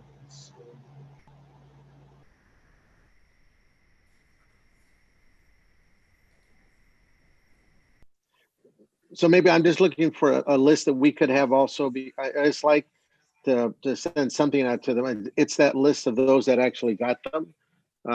I really like what Councilmember Dominguez has there. If we could have green screens, that's something that I know Councilmember Montano has talked about, is some way to honor those businesses. And if we could do that too, I just think that would be great. So as soon as we could know about them, I just think that's something important to do. So thank you. I understand. Great, fantastic. All righty. I want to move on here to the approval of agenda. How's it look, everybody? Virtual raise hands if there's any requests or a motion. Mayor Tran, we may have skipped over one item on the agenda. Oh, pardon me. There's so many announcements, I'm just, but yes, probably the most important item on the agenda always. Announcement of conflict of interest and campaign contributions. Thank you, Chris. No, thank you, Mayor. At this time, I'd ask the mayor and council to please disclose any financial or personal conflict of interest related to any of the items on tonight's agenda. We'll start at the end. Councilmember Fan. None. Councilmember Montano. None. Thank you. Councilmember Dominguez. I'd just like to note it for the record, I did receive in 2018 a donation from Joe McCarthy. I know it's not directly with him, but I just know C4 does have that name in it. So I just want to note it for the record. Thank you. Thank you. Vice Mayor Nunez. None. And Mayor Tran. No. And then I'd also ask the mayor and council to please disclose any campaign contributions of 100 or more received within the last 12 months from any of the parties entering into a contract with the city on tonight's agenda. Councilmember Fan. None. Councilmember Montano. None. Councilmember Dominguez. None in the last 12 months. Thank you. Vice Mayor Nunez None. and Mayor Tran. No. Thank you. Thank you very much, Chris. Appreciate that. Next up, approval of agenda. If there's any requests, I'm looking for it. If I'm not, I'm looking- going to move. Move Second. approval of the agenda. Yes. I'll second it. We got a motion by Vice Mayor Nunez. We have a second by myself. All in favor, virtual roll call, Councilmember Fan. Aye. Councilmember Montano. Aye. Councilmember Dominguez. Aye. Vice Mayor Nunez. Aye. Myself as an aye. The motion is carried and the agenda is approved. Moving on here to the consent calendar, looking for any requests or a motion. So I'd like, Yes. so I'd like to pull C4. Okay, C4. Any further requests by our colleagues? Okay, great. So we're pulling number 4 from the consent, and Councilmember Fenn.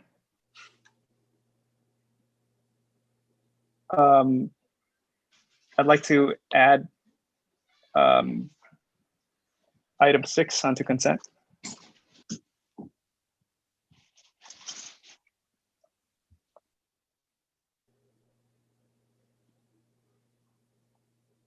I support that. Okay. Let's see here. For the consent, I would like to add number 11 and 12 to the consent calendar.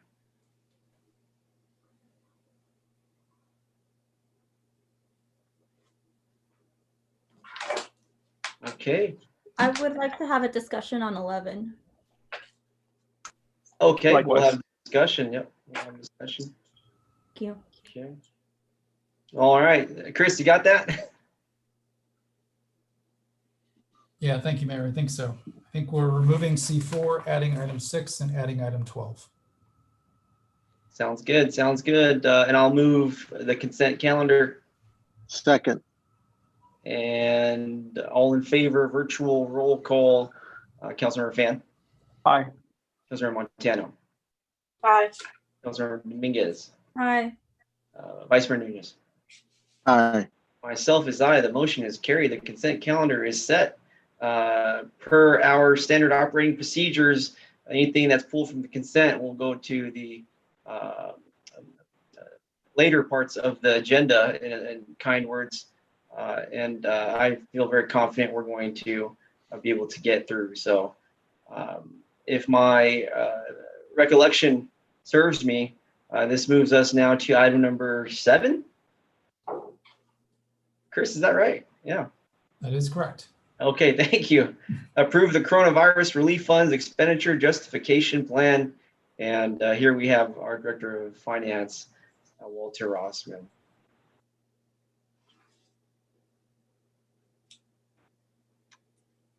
And while he's loading it up, evening. such an If I- important item. Yes. Yeah, could I have the presentation, please?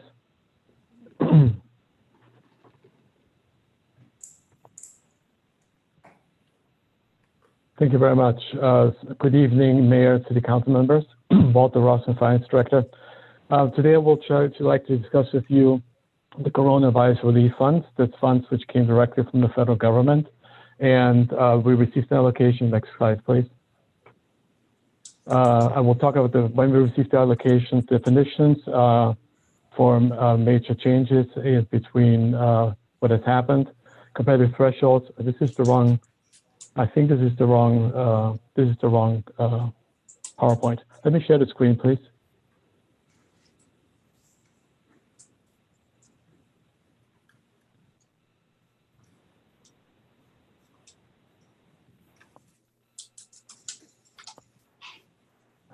Something happened here.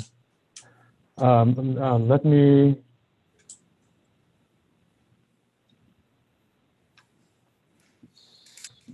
Okay, I'm going to stop sharing the screen for a moment. Please apologize for this. Let me pull up the presentation.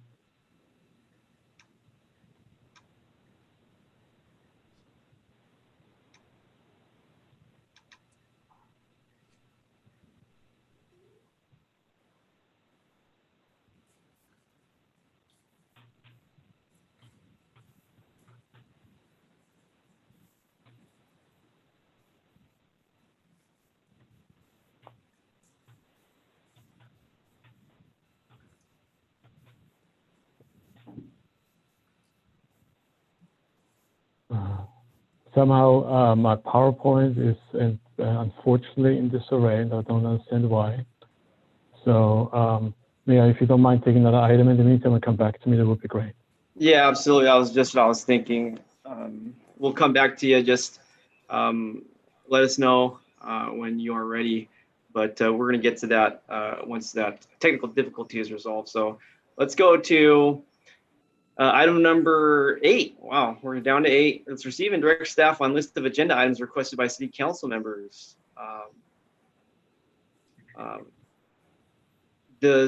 Staff, do we have the list here?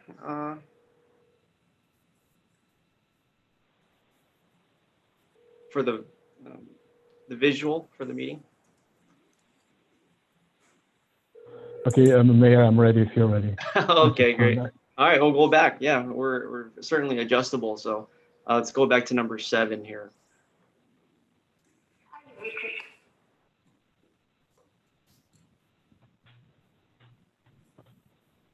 Okay, so apologize for the mishap here. Yeah, Walter, I just hope you don't have any blackouts. You know, let's all knock on wood here. Just any blackouts, and folks, it's gonna be hard to come back. So let's proceed and be blessed. All right.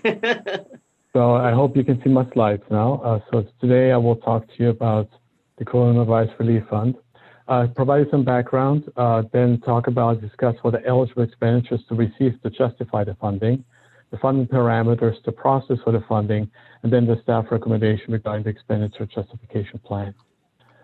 So as you know, the national emergency was declared by the U.S. President on March 13. Then March 27, based on Congress passing the law, he signed into law the Coronavirus Relief and Economic Security Act, a stimulus package of $2.2 trillion. A portion of that was the Coronavirus Relief Fund of $150 billion. These are sources which were directly made available to cities and localities across the United States. But that went directly, for a city our size, it went directly to the state. And so on June 29th, the governor signed his budget into law, and he dedicated, based on recommendation from the legislature, about $275 million of coronavirus relief funds to cities with a population of less than $300,000. And based on the formula on population, the city received just less than $1 million. What can you spend with those funds? It is medical expenses for such as Denver Medical Facility, which we have here in Milpitas. Public health expenses, this is communication outreach, which we have extensively done during the last few months. Personal protective equipment for our staff, disinfection of public areas and our facilities, and quarantining individuals, which unfortunately we had to do as well. There's support for vulnerable populations, such as senior nutrition program and homeless services, which we can fund through those dollars. And secondary impacts to the coronavirus, such as economic support for local residents and businesses, grants to small businesses, rent and utility cost relief. And lastly, one can pay employee-related costs, such as related to teleworking, the federal mandated leave programs, unemployment insurance, and workers' compensation. The funding parameters are very strict, although they are less strict than with FEMA. FEMA funding, FEMA eligible expenditures are more strict than the ones from the CRF, the Coronavirus Relief Fund.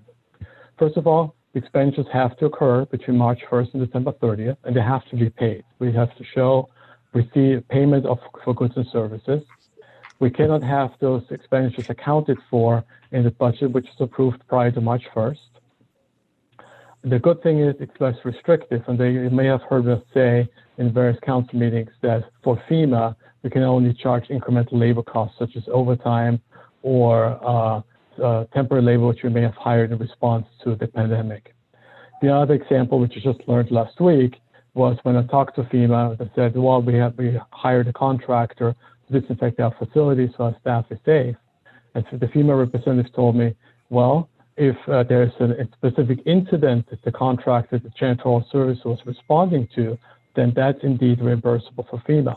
But if you're proactively cleaning the doorknobs, the handrails in staircases, etc., or the bathrooms, then this is not reimbursed by FEMA. However, it is reimbursable by CRF, the Coronavirus Relief Fund. The other piece is FEMA has a cost share of 25%, apologize. They only reimburse 75% of eligible costs, but we can't get the rest of the costs paid through the CRF. Unspent funds have to be returned. That includes also cities which can demonstrate a expenditure justification plan by September 1st to the state of California. So the administrating agency is the Department of Finance. It's on behalf of the U.S. Treasury. On July 1st, we had to submit a certification to the state that we will adhere to all public health orders and directives, and we have done so far. That we can only use the funds as allowable. We have to time a report, and they need to be available for audits, and the records need to be retained for 5 years. On July 30th, we received a sixth of the allocation, or $160,000. And by September 4th, and the state actually extended this period already. We'll talk about this in a second. By September 4th, we have to report any expenditures to the Department of Finance. Initially, it was September 1st, and when I contacted the state last week, I was told they extended the deadline, and they have not yet set up a database for us to submit the expenditures, because I asked in what format they would like to have the expenditures received, or what the justification for the expenditures received. So that's still pending. Thereafter, we can submit actual expenditures from March 1st to June 30th. That's why you see soon a table I'm showing you in a few moments by September 1st. And we need to submit the expenditure projections thereafter. And this is exactly what you see here on this table. This is an expenditure justification plan. It's important to note that I'm only capturing general fund dollars here. And I will explain in a second why I'm doing this. So the cost share for now for FEMA, we estimate to be $116,000. We're still working with FEMA for expenditure reimbursements for the first 4 months of the pandemic. So they may disallow some expenditures we're submitting. Substantially dedicated staff. So that's an interesting concept which the U.S. Treasury allows us to do. This is regular staff time, which is budgeted. However, if we diverted staff time, we can show that to substantially activities in support of fighting the pandemic or responding to the pandemic, such as temporary medical facilities, communication and outreach, the city nutrition program, etc., then we can use the staff time to get reimbursed. Legal support related to those activities. I mentioned employee-related costs, it's unemployment insurance, it's just as an indication. In the first 4 months of the first 4 months of the pandemic, we spent about $170,000 unemployment insurance. Usually annually we spend $21,000 or $23,000, so it has substantially increased. Then I mentioned the senior nutrition program and the isolation and quarantine program. And the last two items I just would like to note that these are items which the county asked us to pay for. We're still discussing this. We'll come back to council if we indeed move forward with working with the county on those items. So if you total this all up, just from March to June, the actual expenditures which we have incurred, we're pretty much at the $1 million which we're getting from the federal government. It was $963,000, and our estimated expenditures with the costs incurred right now is about $950,000. We estimate, and this is mainly straight lining, this relies on the expenditures of experience we've had so far, and we think another $1.7 million potentially we may incur, which brings us to $2.7 million in total for the rest of the calendar year, or in total for the entire calendar year. So the expenditure justification plan I'm bringing forth here is focuses on reimbursing the general fund.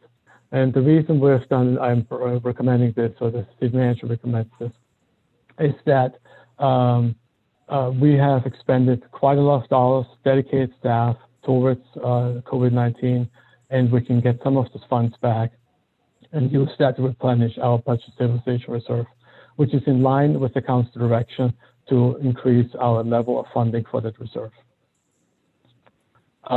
As I mentioned, it's about sufficient to cover the expenditures from March to June, but I do recommend approval of the entire plan because the state may reallocate unspent funds. There may be another stimulus package coming forth, and so we'll see what unspent funds means. If some cities cannot justify the expenditures, the state indicated that those unspent funds may be reallocated to other cities. So with that, that's a recommendation to approve the expenditure plan, and I'm open for questions.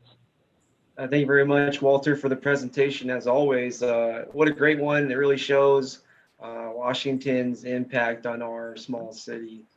For folks that are into politics or follow local or state or federal politics, there are a lot of folks actually that are really in tune. And so for folks that may be watching or review the meeting here, what a great presentation to show the direct impact of all the work on Capitol Hill, on Milpitas, and what we're doing here in Milpitas to soften the blow of this horrific pandemic that's affecting us all. I am grateful that we are really connecting this relief funds to our general fund because, throughout this meeting, we've kept talking about all the great things our city has done, whether it's testing or microenterprise grants. And so there's certainly balance there. And, I'm very, very pleased with the justifications. And so let's go to our council here. Let me exit the full screen. And if there's any virtual raised hands, we can continue to discuss, please. And if there's no virtual raised hands, when it comes from finance, I think most of the time the numbers speak for themselves. But I do see the Vice Mayor. Vice Mayor Nunez, please. And your microphone. There you go. Yeah. Thank you. So Walter, I just want to make sure. I think I fully understand that we're going after reimbursement funds, and I think that's the right thing to do. And putting the dollars back into the reserve, I fully understand. So is that the extent of the recommendation? That is correct. And the items if you look back at the plan, the items which we would like to submit to the states for reimbursements. So we would actually going to go to the actual expenses as we compile them and provide them those justifications for the funds to the state government, Department of Finance. Okay, so that so I think the mayor's right, and I see that you're really asking for the dollar amount that you think that we should be able to get, and I think that's appropriate. And I think putting it into a reserve makes a lot of sense. To me, then, the question of what we do with those reserves is probably, for me at least, that's not a question for tonight. That's what I just got from your answer, but that is a question going forward. Where do we, if and when we get those funds, what do we do with them? And so as long as that's the recommendation, I think that I'm very supportive of that. That is correct. What will happen to the reserves, that's a discussion for a council policy decision for another meeting. Right. And to me, that's the meeting that Councilmember Dominguez and I were talking about is, where do we go next? And how those dollars spent. And as the mayor said, it really takes all of us to sort of look at those numbers. And this to me seems like the first sort of target. But a lot happens going forward. So I think this, for me though, is a target, one that would allow us to have that meeting sooner than later. So I thank you for that. Thank you very much. And let me go to the public comments, if I may, and keep this discussion continuing. But if we can have public comment to ensure we get it here. Maybe City Clerk. Yes, Mayor, are you ready for comments? There are two that have come in through the mailbox. Yes, we'll take it now. Yeah. All right. The first comment you have comes from Urvish Kumar Mehta, who lives in Milpitas. Says, to City Council and City staff members, I wanted to thank you for bringing CARES Act bill. It is important to address COVID-19 pandemic urgencies and provide recovery relief response. It would be appropriate to also reserve funding for the further as disaster emergency fund, as well to support the city and city to stand by itself. It is also appropriate phase to strengthen relationship with nonprofit organization, medical facility to help seniors of the city by forming steering committee. Urvish Mehta. Next comment is from Voltaire Montemayor, 669 Penitencia Street. The mayor, vice mayor, and city council members, the city manager and staff, very well presented in regards or regardless of the amount of the dollar amounts of expenses incurred, the progress or the needed report should be reported outright.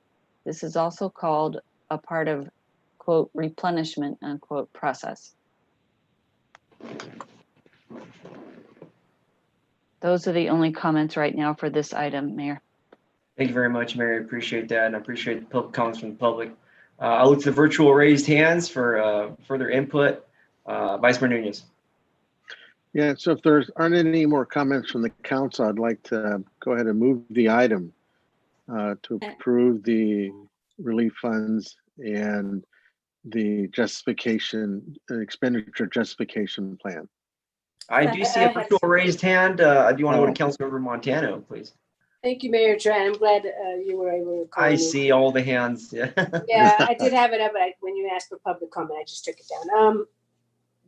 So on this plan, is this with the CDBG funding that's coming to the city?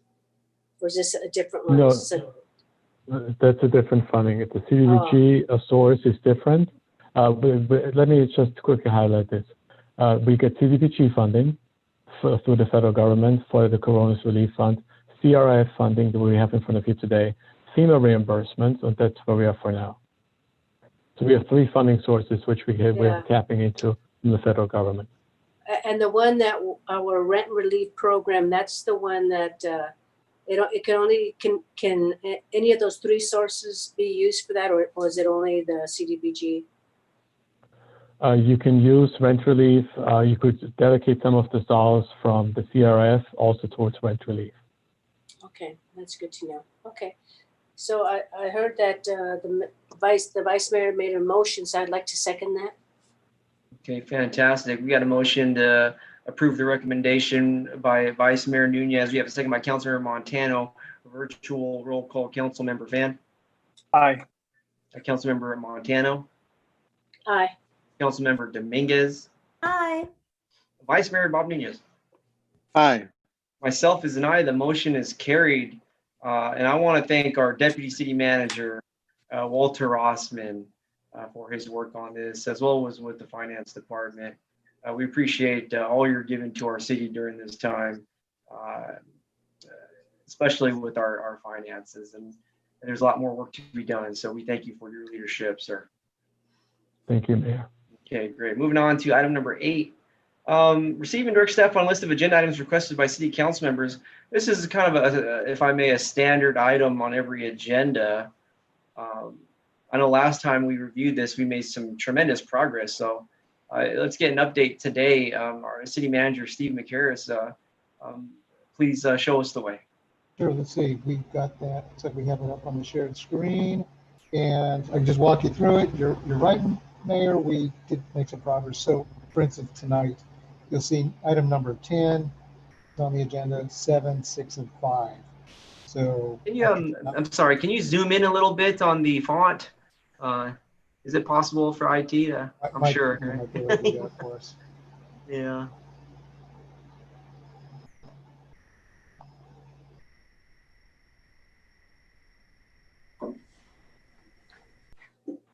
Appreciate it for all the viewers with smaller platforms, devices. So I'll go ahead while he's doing that. I can at least talk us through Yeah. it. So tonight's agenda, we have the beautification, the Beautify Milpitas item, the bias training item, the Celebrate Mexican Independence Day item, and the Read the Code of Conduct item.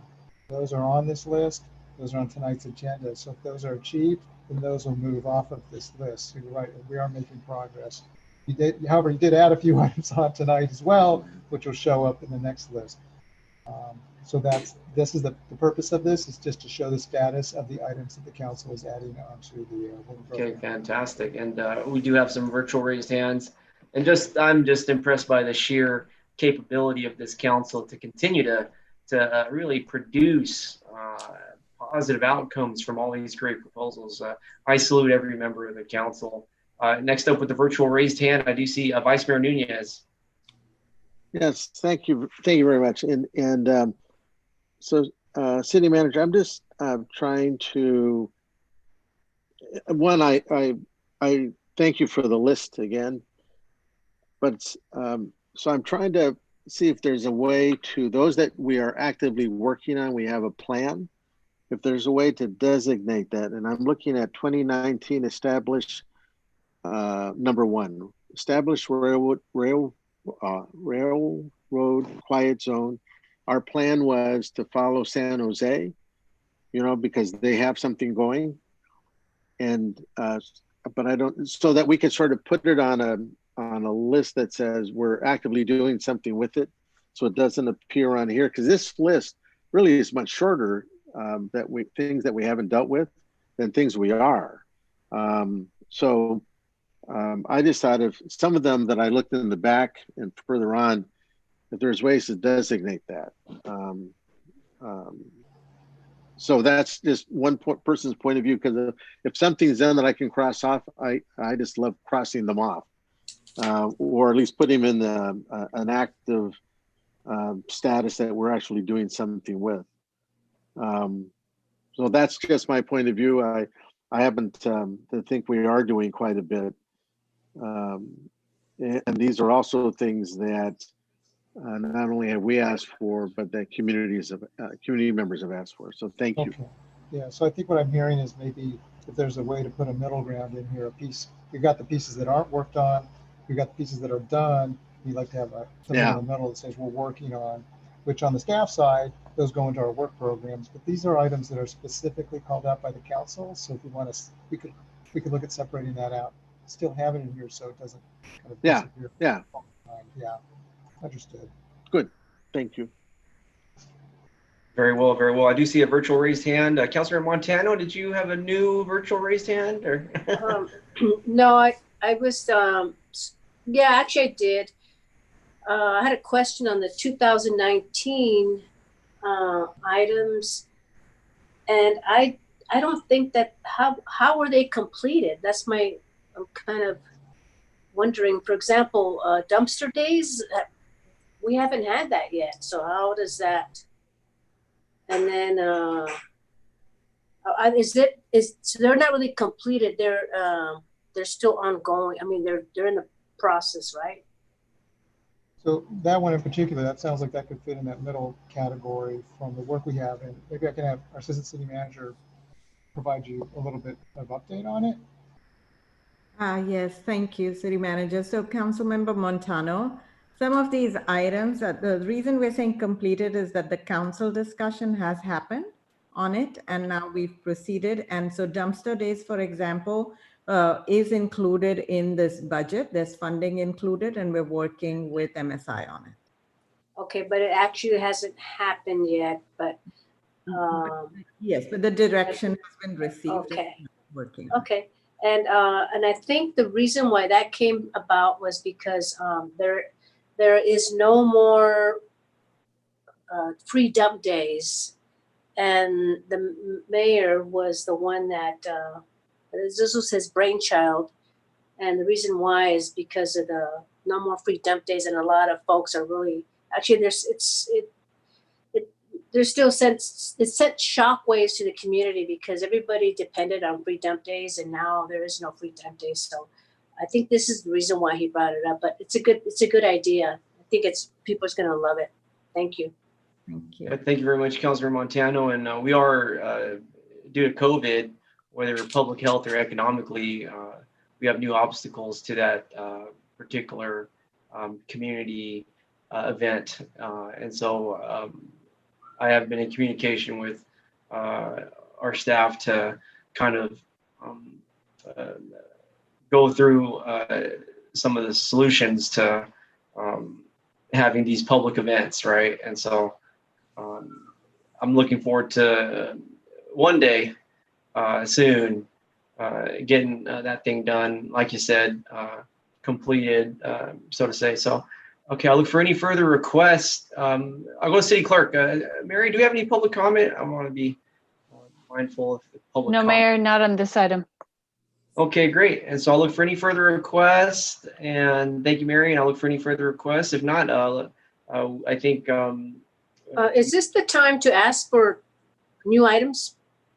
Oh no. Well, I think earlier during announcements for future agenda items, Okay. that right. was the time, yeah. Well, that's right. You're right. That's okay. our time. Thanks. Okay, great. So I think the item has been received, and I think we've directed staff with the discussion that we've had. So thank you very much. I don't think any action needs to be taken on this one. So moving on here to item number 9, let's discuss and provide direction to staff on agenda topic requested by Councilmember Dominguez on required implicit bias training.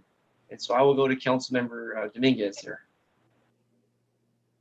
Thank you very much, Mayor, Council, and staff for the time in order for us to present and discuss the item before us, which is the language that you will find on item 9. Earlier today, there was a memo that has been sent out in order to give you just some background of why we believe that this is a very important training that should happen. So I'm going to go ahead and just give you some history of how Milpitians, citizens of Milpitas, have approached our office, not only with concerns that many of you have already had regarding some of the issues and societal problems. And so I do see this idea as a twofold solution to some of the concerns that we are hearing. First and foremost, the unconscious bias that we carry and how we label situations in humans concerns me. As leaders of the city, we must reimagine, influence, and create a culture that doesn't shame individuals for their nature of being. This is one of the challenges that I feel that, unfortunately, unconscious bias leads us to. The reason for example, for today, I did not wear the golden earrings, but I did wear red lipstick. I did change my background to a very luxury living room that I hope I could get one day. And many of you may not see that you may have an unconscious bias, but many of you noticed the red lipstick and maybe assumed, why is a council member wearing red lipstick at a council meeting? Unfortunately, this is something that women do experience. And unfortunately, this is part of our unconscious bias. It's the assumptions that come with how people act or what they do. I share this with you because I know that my leadership skills are not determined by the color of lipstick or the color of earrings that I wear. However, I did wear the red lipstick and the white suit in order to represent the women before me and those who struggled to allow us to not only run for office, but got us the ability to vote. I share this example as one challenge that we face. The second challenge that we face with unconscious bias is clearly just to provide an environment where our staff, stakeholders, and as the legislative body of the city, to feel more comfortable with each other. It is really the first step to take a self-awareness of where we stand. It's important for us to know our own unconscious biases, because we all have them, because that influences the way that we treat one another. It influences the way that we listen to one another. But most importantly, it influences the way that we form policy and execute the services to all those that live in Milpitas. This is why I am asking for your support in order to bring back this item. I did take into consideration that feedback that was presented to me when this item was first presented to you. And so I do believe that this training should encompass a certified trainer based on the research that we have gathered. This trainer should be certified and preferably a person of color. This training should go beyond moving of the awareness level. What do I mean by that? I mean that it should include real life interaction scenarios that would include practical experience in making conscious decisions to move beyond the bias. City representatives will be inspired and equipped to identify and implement equitable work practices and behavior to dismantle oppressive systems and foster equitable outcomes. Providing this additional training will support our goal of building an inclusive city for all Milpitians. I do believe that this training is important and it should take place, if possible. I know COVID-19 is changing everything, but if possible, in person. And that those who should participate should include city council, city commissioners, and city employees, since we all have a part in giving services to those that we serve. At this time, I'm going to go ahead and ask for the recommendation, which is to direct staff to incorporate implicit bias training as part of the existing city training program and place this item in a future council agenda for consideration. I thank you all for your time. And at this time, I could take any feedback or questions that you may have. Thank you. Oh, thank you very much, Councilmember Dominguez. I appreciate your leadership on this item. If I could go to the city clerk, Mary Lavella, for any possible public comments. Yes, Mayor, there are at least 2 on this matter. Okay, the first public comment that you have is from Jamie Schletzbaum, 1775 Millmont Drive. I think this is a great idea. I fully support Councilmember Karina Dominguez in her proposal. I do think that this would be better if, instead of having the city workers and council simply watch a video for bias training, we brought in a person of color to do the training. A trained person of color who could teach workers and the council how to identify bias, especially unconscious bias, so that we as a city council improve our community. Identifying bias in ourselves is the first step to preventing bias and discrimination in our city offices and in our city as a whole. Thank you. Your next comment is from Liberty Walker, 446 Kirtner Drive. Hello, I was tuned in today to watch some comments regarding softball. I usually don't watch or pay attention to any of the meetings. However, some of the public comments I've heard regarding my grandmother, Carmen Montano, made me feel compelled to comment. I am disgusted and disappointed at the comments and false statements that are being made about her. I'm especially mad because my brother and sister were watching the meeting tonight. I'm sure you can imagine the tone at our dinner table. I steer clear of Milpitas politics, but it's getting out of control. And even though I know my grandma has thick skin, I feel a need to speak up. It seems like the people commenting are misinformed or either purposely defaming someone's character. Please be careful of what you say. Don't be anyone's puppet. If you are really from Milpitas, you know what's up. Sincerely, a strong Black woman, athlete, businesswoman, sister, daughter, and granddaughter. Please reach out to me if you have questions. There are more comments coming in, Mayor, at least 3 or maybe 4 more. Please carry on. Next comment is from Barbara Navarro, 915 North Hillview Drive. I believe that having this training is a good thing. I recommend that it be provided after the election is completed and the council is set for 2021. As a past manager, I was consistently provided with training to understand cultural differences and how my verbal and nonverbal actions impact my workforce. This training needs to be interactive.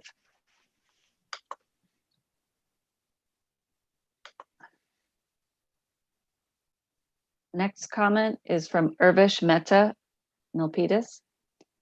To City of Milpitas council members and staff, it is note here that in public service, the individual is seen as public representative to help provide the service, and on numerous occasions comes across opinion, perception, and judgment from people. Having training on civic ethics and integrity would lead the way to better work practices and established standards. Thank you to Councilmember Karina D. for inputs. Urvash Mehta.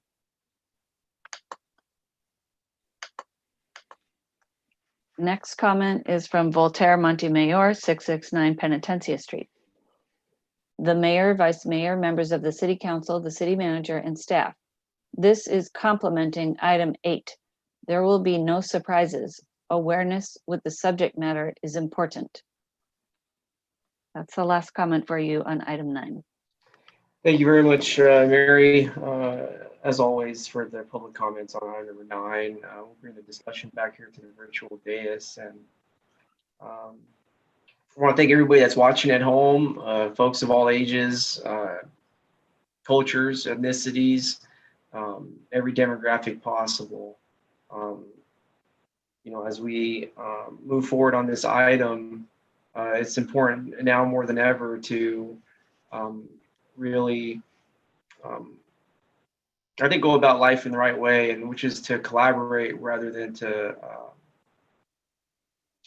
criticize. And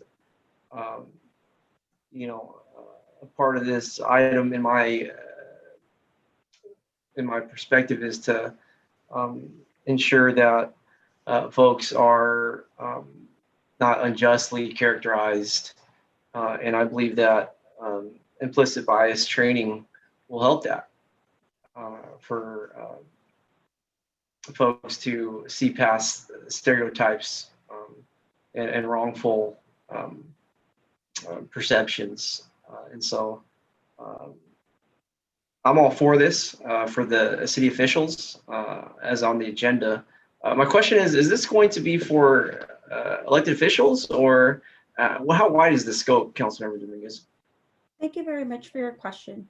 Upon hearing the feedback that this council provided when I first introduced the item, we went back and did some research. So it is on the agenda to bring it back, and we, based on the research that we found, we included it in our memo today that we do believe that a city would be best if there's different phases. The first phase would be city council members. The second phase, if possible, would be leadership and executive team, followed by anybody that works in the city and is considered an employee of the city. It is also very important and imperative for commissioners to also be trained, since they do execute policy. Remember, the second part of us wanting to do the implicit bias is not only for us to know what our own unbiases are and to echo your sentiments and ensure that we are providing that training to catch that, but it's also for us policymakers and as staff to really bring a new way of government in order for us to tackle the inequities that are found in our communities. And that's something that we have all heard loud and clear from some of the Milpitas residents, as they have expressed even in the earlier calls during public comment. So at this time, I know that it is directed as city council only, but I do believe that we could do an amendment to the request as it is stated in the memo that was presented before you this afternoon. Thank you for your question. I appreciate the response. We do have a number of employees all valued in this city, and I think as I can speak for myself in terms of I'm happy to go through this training. If you heard of Camp Everytown, you know, I've been there 3 times in high school and just as many times as a camp counselor down at in Boulder Creek at Camp Harmon. And so, you know, my experiences with bias and diversity and, you know, it really led me to an education in social work at San Jose State, where I studied under the transcultural perspective. And so your item tonight, Councilor Dominguez, means everything to my life and to the way I approach public service. And so I want to really thank you so much. And I think that it would be a good idea to provide this training to our city employees. I just want to make sure that from a human resources standpoint that we are managing it reasonably in terms of conducting a citywide training for our employees. And I know that's a task in itself. And I think the first phase, you talk about the phases, I think, phase 2 with the whole city employees, we can explore that. I know tonight I'm absolutely in support of your first phase. And once we get more information on the logistics and such, I think any type of diversity training, implicit bias can serve any person well. And, a good example is with, last thing I'll say is the examples with like the high school, right? My alma mater, Milpitas High School. We had that teacher not too long ago that on Halloween painted himself a darker tone of color. And I think this particular training that you're proposing tonight would have been wonderful for that teacher so that they can really have a better understanding of their actions in our society. So I look forward to supporting your item tonight, and I just want to say that it means so much to our community and even some of the things that have happened in our community. And maybe you can go over to the school district and propose it as well and continue to make an impact in our community. We'll go to Vice Mayor. Yes. Thank you so much, Mayor Tran, and I would like to reply to your comment if I can. First and foremost, thank you so much for your support. I think that this is in the phase that we are presenting for it to come back. So it's kind of like the idea, but we're not getting into the weeds, right? What I say weeds is like specifically, what is it going to look like? Who's going to do it? I think that's that's the direction that I'm asking for this council to take this afternoon. I definitely feel that this we all need to work in unison in the city of Milpitas, but I am a true believer as a mom, and this is something I always tell my daughters, we need to clean our own house before we go to our neighbor's house and try to clean theirs. So I am true to cleaning our own house. And what I mean by that in the most respectful way is that I think that we need to look at ourselves as council members. And I'm also part of one member that has gone to Camp Anytown, something I believed it. First time I went was in the year 2000 when I was a senior. I know that's aging me, but I do believe that we have to look at our own house, and none of us are perfect. And I will be the first to attest that I myself have my own biases, but I care deeply about each and every one of you to put myself through this training. And if there is any a time that I said something or did something against any of you to make you feel that you were stereotyped, that's something that we placed oppression upon you for being who you are, I would never want to be in that situation. And that is why I brought this item forward, because I do believe in collaboration and partnership, but I also believe in uncomfortable conversations. And as someone who has taken the training, actually I've done the training for a 2-day training with my day job. It's a very intense training. This is not the training that you look at in a video and just check off, right? It's definitely same commitment that we give, I think, sexual harassment training that all of us have to go through. And I share that with you because I want you to know that it's not just sitting in front of a video. This is taking a deep, deep look at yourself and even sharing that with someone else, where someone else catches the lack of awareness that you may have on yourself. So it's a very uncomfortable training. I've seen people of all ages cry at this training after, because they didn't even realize what they were doing to other people. And so I personally feel that I hope that as we move forward as a city, in a city hall that has had challenges, that this is the first step and the first commitment that we're making to our staff to create a different culture. that is going to embrace the self and every essence that every individual is in this chamber and anyone representing our city. So I deeply thank you from the bottom of my heart for your support. I don't know if there's any other hands or questions, but I definitely want to give time to other members if they have any clarification questions. Next up, we have Vice Mayor Nunez. Thank you. One,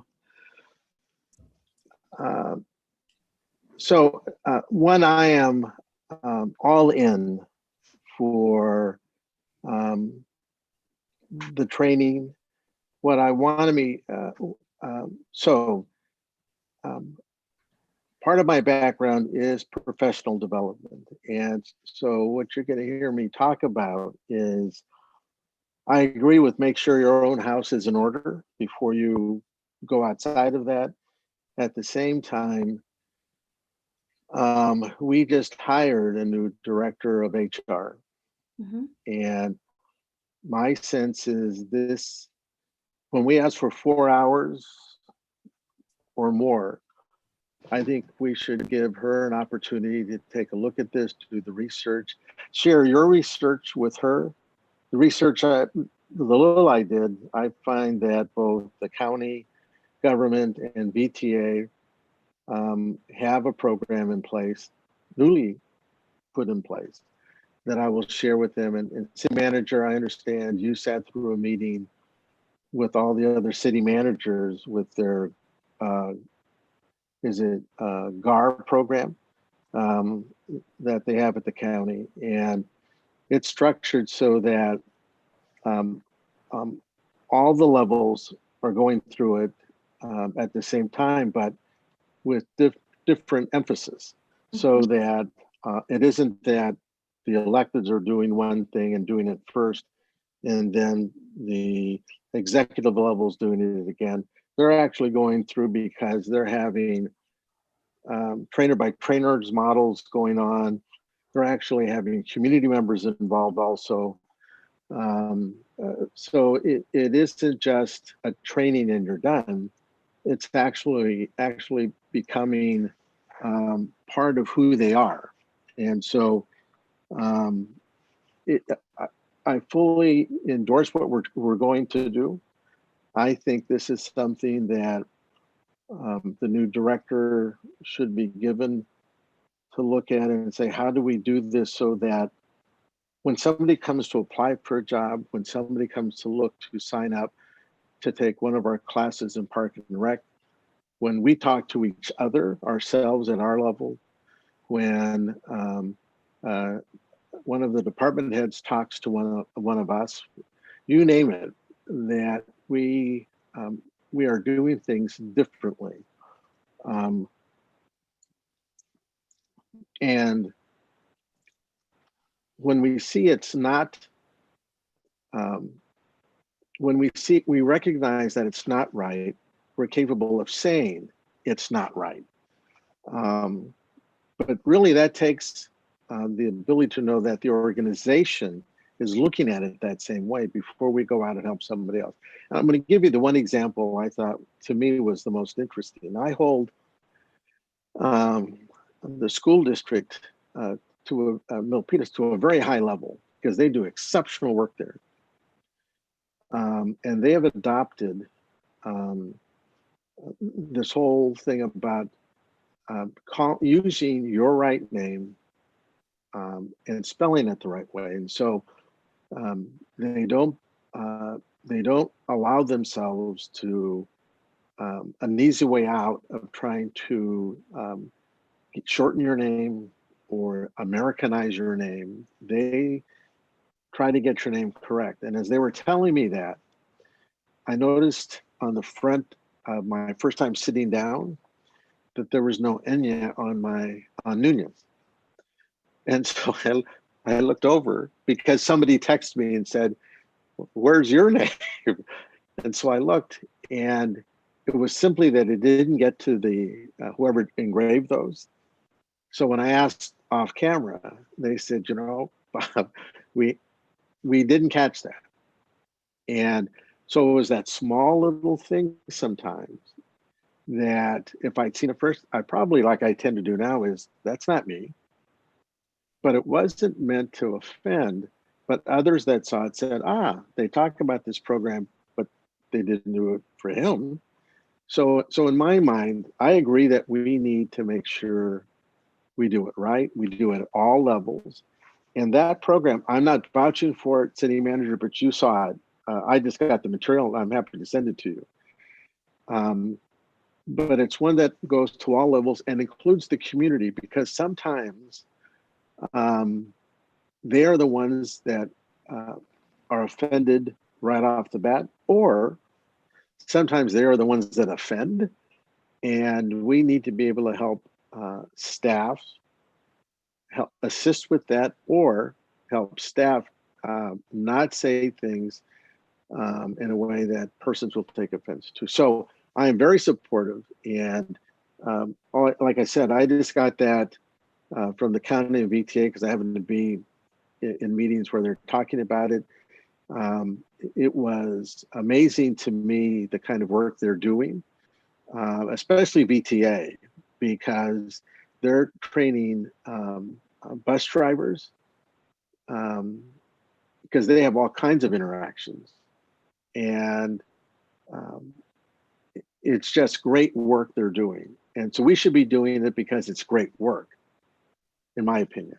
So I'm really in favor of it. And I also thank you for bringing it forward, because it will improve the quality of life of every citizen, regardless if you are someone that is coming here to use the services of the city, or you're providing the services. And that's important, I believe, to all of us, but definitely to me. Thank you. Thank you very much, Vice Mayor Nunez. Next up, Councilmember Fan. I too went to Camp Everytown. I didn't realize it was so popular. I went back in 2010, and I think it really shaped me as a person, and how I view everybody, and as it relates to implicit racism, systemic racism. There's a lot of things that you can't see sometimes, and so it's really important to be able to identify these factors. And so I was thinking that one of the things that made Camp Everytown so effective was that it had participation from everybody, right? It wasn't a program that was only attended by students. When I went, we had cops there, we had a couple of teachers, and community members, and so when I look back, I think that's one of the things that was really important, involving so many different elements of the community. So, how I see that being relevant to this conversation, though, is that if we're going to do implicit bias, I would like to involve the community at large, and not just the city. And the reason is, I take a look at the recent articles on how the person who was doing implicit bias training in San Jose for the police department, they were injured during the protests. So I think to them, their own work didn't quite get through to some folks. And I think part of the reason why that was maybe is because it was addressed to only one group of individuals. And when you have other folks involved, your perspective really changes. You're not influenced by your peers. Now you have to consider the reactions of everybody else in attendance. And so I just want to make sure that if we do go forward with this training, which I'm completely supportive of, that we have some metrics so that we can kind of, make sure that it's effective, that, this training doesn't go to waste, and that, bias continues to be rampant in the workplace. And I'm not saying that it necessarily is, but, we do want to make sure that we can track that. And on that topic, I do think that tracking bias aspect should be considered currently in tangent or hand in hand with this training, because there may be bias going on right now within different elements of the city, and I want to make sure if somebody files something, that we take the appropriate actions to address it, because it's that second part that sometimes gets lost in the pipeline, following through with addressing that. Have we addressed it in an appropriate manner? Is there any follow-up, or did we just note, okay, there was this report, there was this complaint, that's it, and it sits in a file somewhere. So, I'd like to incorporate that into the conversation, but ultimately, I think this is a great idea. I thank Councilmember Dominguez for bringing up the topic, and I'm hopeful that we can see some concrete results from this. Thank you very much, Councilmember Fan. And next up, Councilmember Montano. Could I go ahead and respond first to some of the feedback that Councilmember Anthony Fan has expressed? Oh, absolutely, yeah. Thank you very much. Looking for the virtual raise hand, sorry. That's okay. Councilmember, thank you so much for your feedback. And absolutely, I think if you look at the memo, it does direct staff to look at HR practices, because exactly everything that you said, I think, is really important. Working in an agency that has experienced firsthand what it really means to change a culture. It's definitely not something that's going to happen right away. And I do believe in that data needs to follow in order for us to provide what we need to become stronger. So absolutely, I am definitely with you on that. And yes, that is part of the memo. So thank you very much. Fantastic. Next up, Councilmember Montano.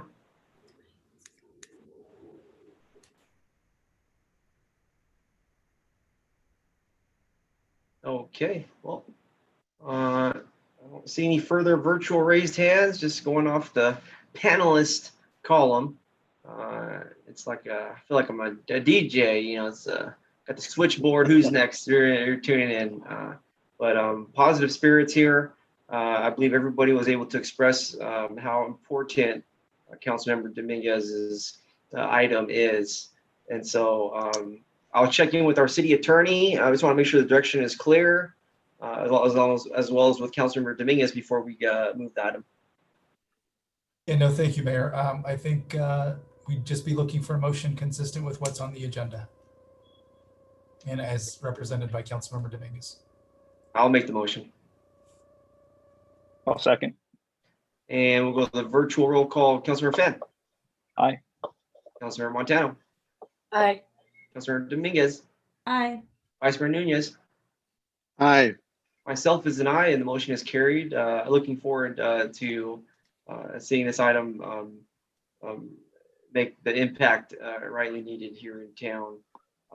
Thank you so much. Moving on to item number 10, let's discuss and provide direction to staff on agenda topic requested by Councilmember Montano regarding citywide beautification efforts. Thank you very much, Councilmember Montano. I kind of want to start off with our city staff here to kind of get this rolling, if we may. And I want to call upon one of our great leaders, Assistant City Manager Ashwini Kantak. Thank you, Mayor. Just wanted to provide a little bit of background on what we have currently. Hopefully that'll help the council discussion on this item. So we do have a volunteer program right now that is run through Recreation and Community Services. We actually have over 850 volunteers registered through that program, applications available online. We have a Adopt a Spot program that actually allowed residents and groups to adopt a park or a portion thereof. It hasn't been very active in the last few years, and we've actually moved to more park cleanup volunteer programs. Something that the CAC also supports. So our Community Advisory Commission does organizes for annual cleanup events, mostly in certain neighborhoods. They've done some mobile home parks as well as the Selvin neighborhood in the last few years. And then lastly, just wanted to mention that this has come up before. We have a lender tool program. Just wanted to clarify that that's not really for volunteer programs. It's a program which our Building Safety and Housing Department runs. And it basically allows residents to borrow a variety of tools for their home improvement projects.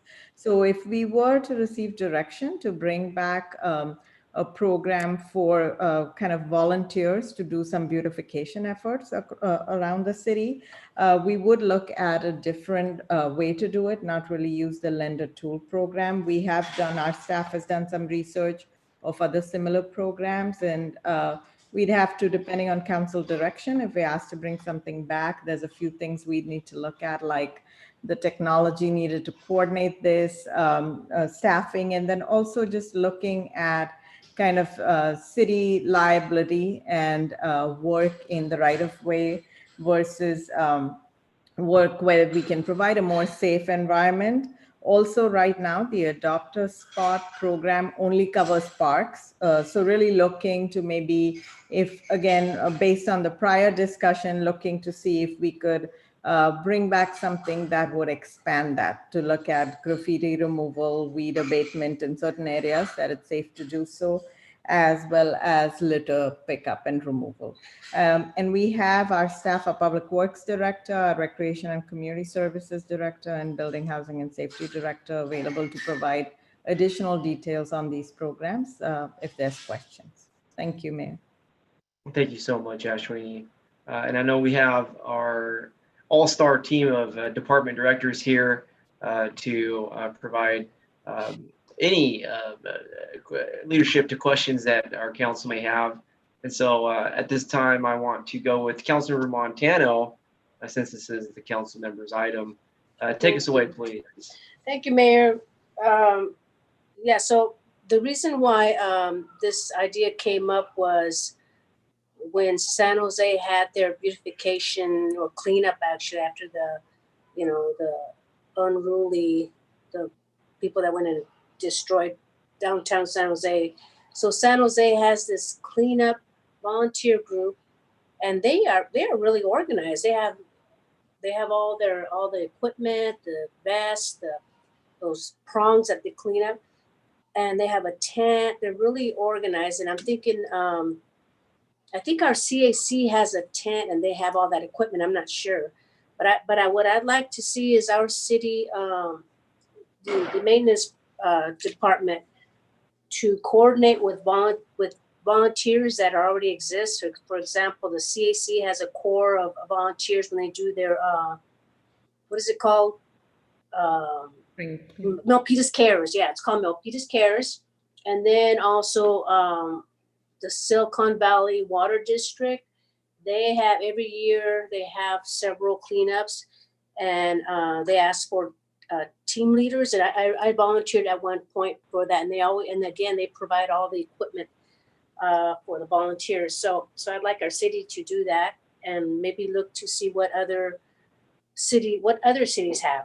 What do they do, and make it to make it a continual effort that we have, maybe once a month, maybe every cleanup every 2 months. I don't know, something maybe bi-monthly. But yeah, connect with our city with different groups and just have the cleanups, weed abatement and graffiti. So that's what I'd like to see. Thank Okay, you. fantastic. We will continue the discussion here on the virtual dais, and we will take public comment shortly thereafter. Councilmember Dominguez. Thank you very much, Mayor. And thank you so much, Councilmember Carmen Montano, for bringing this item forward, because this is something that I know we have also been exploring. Many of you know I do work for the city of San Jose. I'm very familiar with this program. In fact, I've worked it many times. I could also share with you that the model that the city of San Jose has a staff team of 40 staff members in order for this to happen. I share that with you because I do believe that we need to be very mindful with our ideas with staff. Again, I do not want staff burning out. In the city of Milpitas, we're a small but mighty group. And I know that they could do amazing things. And council member, one of the things that I was thinking was I definitely love, I do believe that the city of Milpitas should continue the Milpitas Cares model, which is collaborating with other groups that are already there, and the groups are actually leading the cleanups versus a city staff member leading the coordination. I could rest assure you that as a staff member, the coordination takes a lot of time. It's not just we're going to call a third party, give you some trash cleanups and some sticks, and out you go. That's not necessarily how it works. So I would feel really uncomfortable moving in that model. One of the models that we have, I have seen work because unfortunately, staff layoffs have happened in my time with the city of San Jose. And we had to shift the model. So how the model shifted was providing garbage bags, litter sticks, gloves, the yellow vest, and providing those to like a checkout system, kind of like what we do with Lend a Tool program.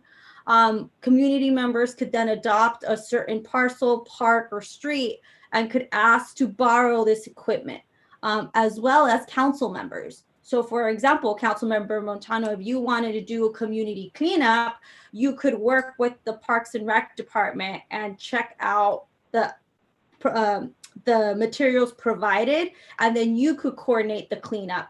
That would alleviate staff time.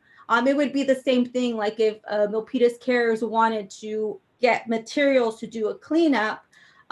If the city wanted to sponsor a big cleanup, like the Great America cleanup, then you need to talk about also coordination to pick up the bags.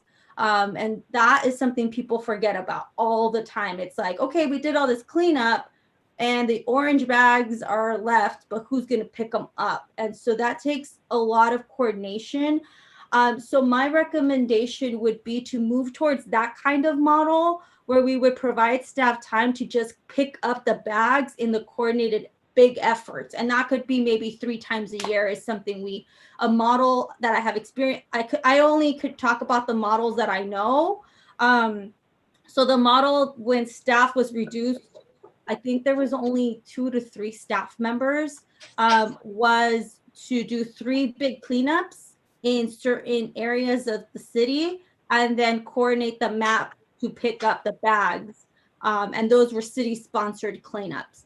The rest of the cleanups, the city made a commitment to invest some money in the materials so folks could have them if they wanted to coordinate the cleanup, but they didn't invest staff time because there just wasn't any, because it's the same folks that were doing like public works and all this other stuff. So I only share my feedback. I hope that experience helped somewhat. It's just not to, I love the idea. I just do not, I'm really concerned about staff time. And I just do not see that model really working at this time. I think it's something we could explore during budget time if we wanted to, as a council, invest opening another position. But at this time, I just don't feel we're not even based on COVID and what we just heard earlier. I just don't know we're ready to move in that direction. But I would definitely be in support of a model that provides the supplies, but doesn't put impact staff time or puts extra burden on staff. Or maybe there's a staff member that could take it. And that's something that maybe the city manager could give us some feedback as well. And so, but I don't see that staff members. Thank you so much for your Yeah, time. thank you for those comments. Yeah, I did not want to use any staff time because we already are understaffed to begin with. Yeah, they would just tell us or direct us where to get the material, the bags, supply the bags and the little prongs and the paint, and that's all. That's nothing. It doesn't take any staff time. It's just one person telling us, or probably the community members themselves can go and organize it themselves, and the city will just supply the bags and the prongs and the gloves. That's all. Oh, perfect. Thank you so much for clarifying that. That's definitely a model that I would be able to support. Thank you. Okay, great. Thank you.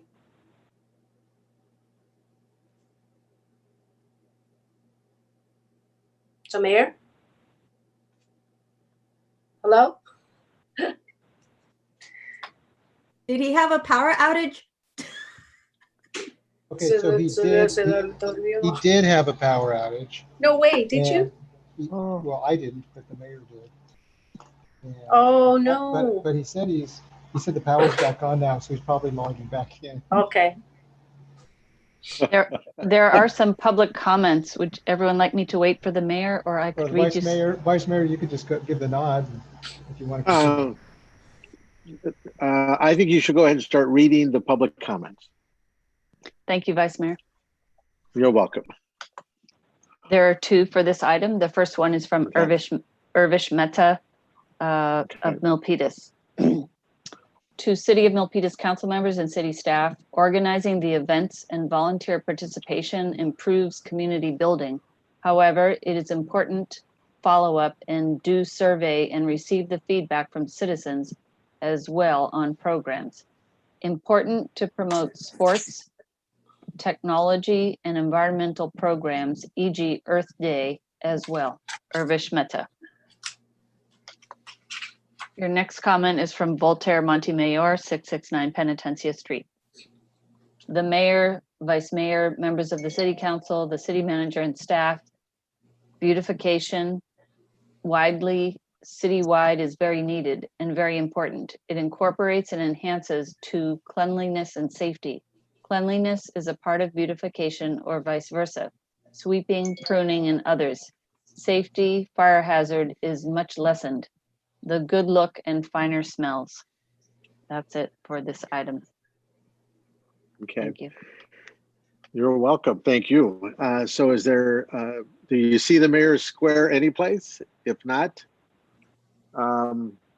so I'm looking at the recommendation. And so I had one comment because I did have my hand up, so I will lower it now. You can call yourself. Councilmember Fan also has his hand up, so if you can't see. Okay. So I'll assume you had your hand up first, Councilman Fan. Go ahead. You can go. No, go right ahead. No, you go. I am. Okay. Thank you. So what I was going to say is that, one of the things that I would find helpful, being on the liaison to CAC, we do have staff time there. And so we have staff, we have equipment. It's a day where we go out to either some of the mobile home parks, or we pick a section of the city. It's a lot more intense than I even realized. But then I'm a member of Lions Club, and we have adopted one park, Adobe, and now we're looking at adopting another that we do it all by ourselves. So maybe and then I know that Milpitas Cares does even more than that. I'm just not even sure how they're connected. So it might be appropriate, city manager, maybe just to get a list of some of those. Try to get a comprehensive list, because as I read this, it really was about volunteer programs. Share that with us, because it could be that we in fact are doing quite a bit of cleanup around the city and we just don't know it. And find out who else is doing some of those things, bring that back and share it. I don't think that would take 4 more hours, but And it might be something to bring back to CAC, because that is something that's within their realm, something they have been doing for many more years before I got to be the liaison. And let us bring it back to you. It is an attempt by a group of citizens, as I see on CAC, that really care about how the city looks. They don't just pick residential. I've seen them go into commercial areas and clean it up. So at least those are my thoughts. And I think it's a group, at least that would consider trying to organize some of that, simply because that's where their hearts are. I've seen them, even when we say, we don't have the funds for it, they go out and do it anyway, because that's what they want to be doing, because it makes the city look nice. So just to add, me, they put in their own funds too sometimes. Sure. No, I that's why I say they do that. So, but Councilman Fan, do you have any thoughts? Yeah, I have a number of reservations that I hope can be addressed. I think I can support it if my reservations are addressed. And right now I'm at a crossroads, because I worry about the public health risks. If this is done by a group of volunteers,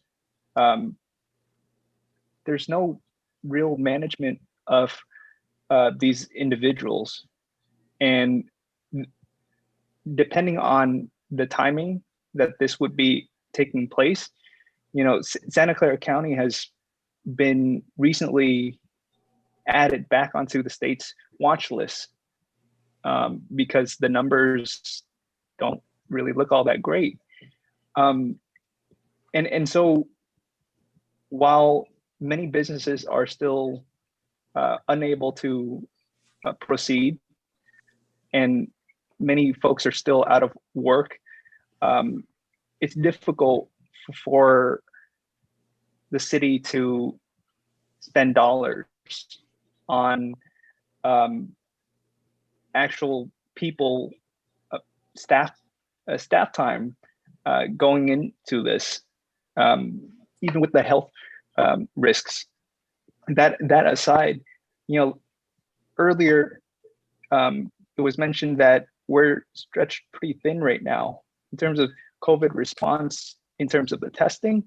That was previously done by our firefighters, and they're all busy doing work on putting out the fires, and also for our public works, they're working overtime right now, trying to address the power outage issues. So I can't really see this going forward in a way that reduces the risk of exposure to the virus to our own employees. But at the same time, I can't really support it going forward if it's done by a group of individuals, because what kind of equipment are they using? Is it going to put them in any imminent danger? For me, I'm working on my car, for example, and I'm using gloves, and the gloves would rip. And that's just me as an everyday person.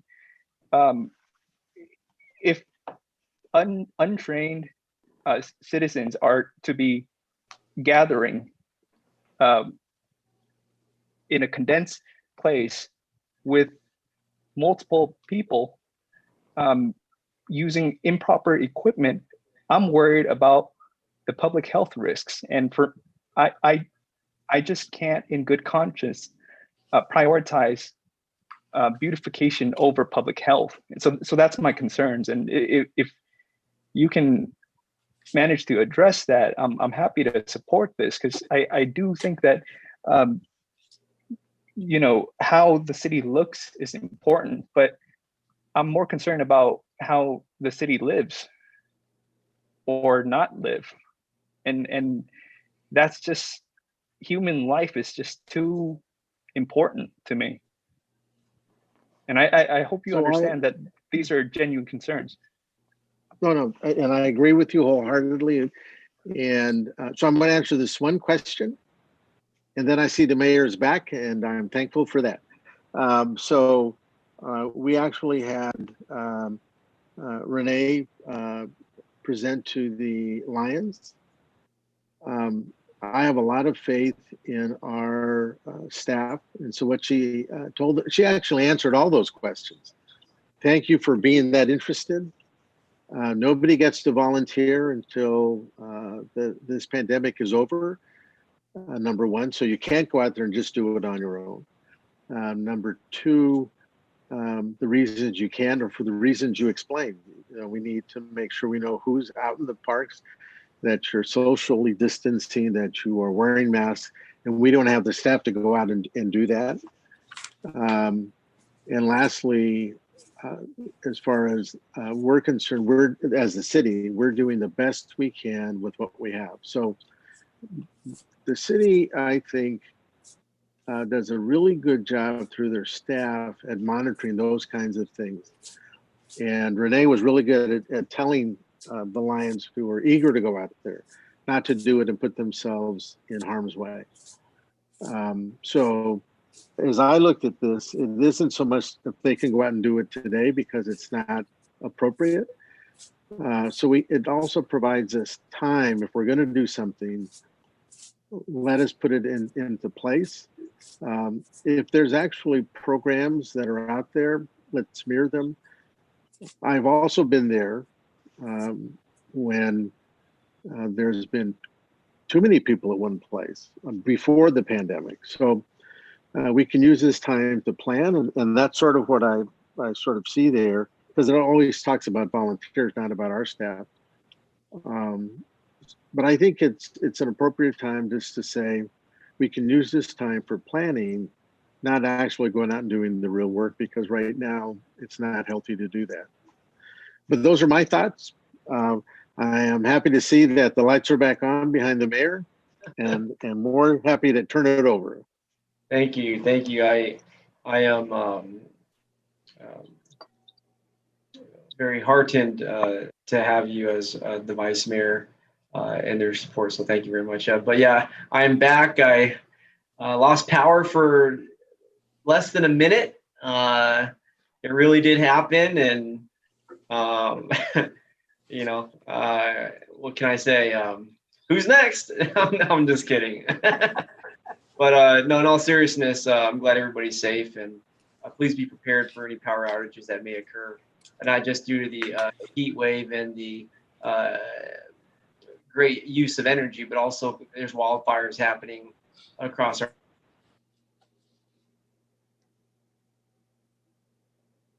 our state, over 2 dozen, state of California. Please be prepared with water and those sorts of things. But my modem took a little bit of time, but it finally kicked in, and so I'm back. And so I'm sorry for the inconvenience. And I'm glad I'm here for the vote or the direction, because, now's not a good time to be absent for anything. And I'd hate to hear it. I wouldn't hear the end of it, if I was absent for something, especially for this reason. But okay, I've had enough fun with the power outage. But I definitely support. I don't think anybody can deny the importance of citywide beautification efforts, and I want to echo the vice mayor in terms of this is a tremendous opportunity for us to put in the work so that when we emerge from the pandemic as a city, as a community here in Milpitas, we'll be ready to go out the blocks, to use my track terminology. And so I would love to see this item continue and supported and improved in terms of allowing for city staff and the city council and the community, everybody, to plan on different ideas. Particularly the council member, Carmen Montano, has many ideas, many of which I've heard and I think are tremendous. And so definitely a positive item for tonight. And I try to track the discussions, and I know I missed a chunk of it. So I hope what I'm saying is in tune with the song that's playing on track number 10 here on the agenda. And I know Councilmember Montano loves music, and so I think you got a CD you put out before, right? And so, Oh, yeah. and so, but yeah, definitely a positive topic, and we'd love to see this continue as planning and such as when we get out of this thing as soon as possible, this pandemic next year. You know, our city can absolutely play a role in citywide beautification, you know, Milpitas Cares, which we all know they've been doing annual cleanups, and our city can play a bigger role appropriately and safely. And so definitely there's an opportunity here. So I appreciate all my council members and colleagues and vice mayor, and just when you put you know, five fingers together as a fist, it's a lot stronger, and that's what's happening here tonight for many different items. And so I will be supporting this item, and it's really the beginning, and I'm excited to see what we can do here in Milpitas. So I want to go to the next virtual raised hand, Councilmember Montano. Thank you. Thank you, Mayor Tran. Yeah, this is a point of a topic that people have always brought up to me, and I'm sure to the other council members, about the trash, about the weeds, about the graffiti, and I think we ought to do our civic, part of our civic duty is to volunteer and to help out wherever we can. That's the spirit of Milpitas.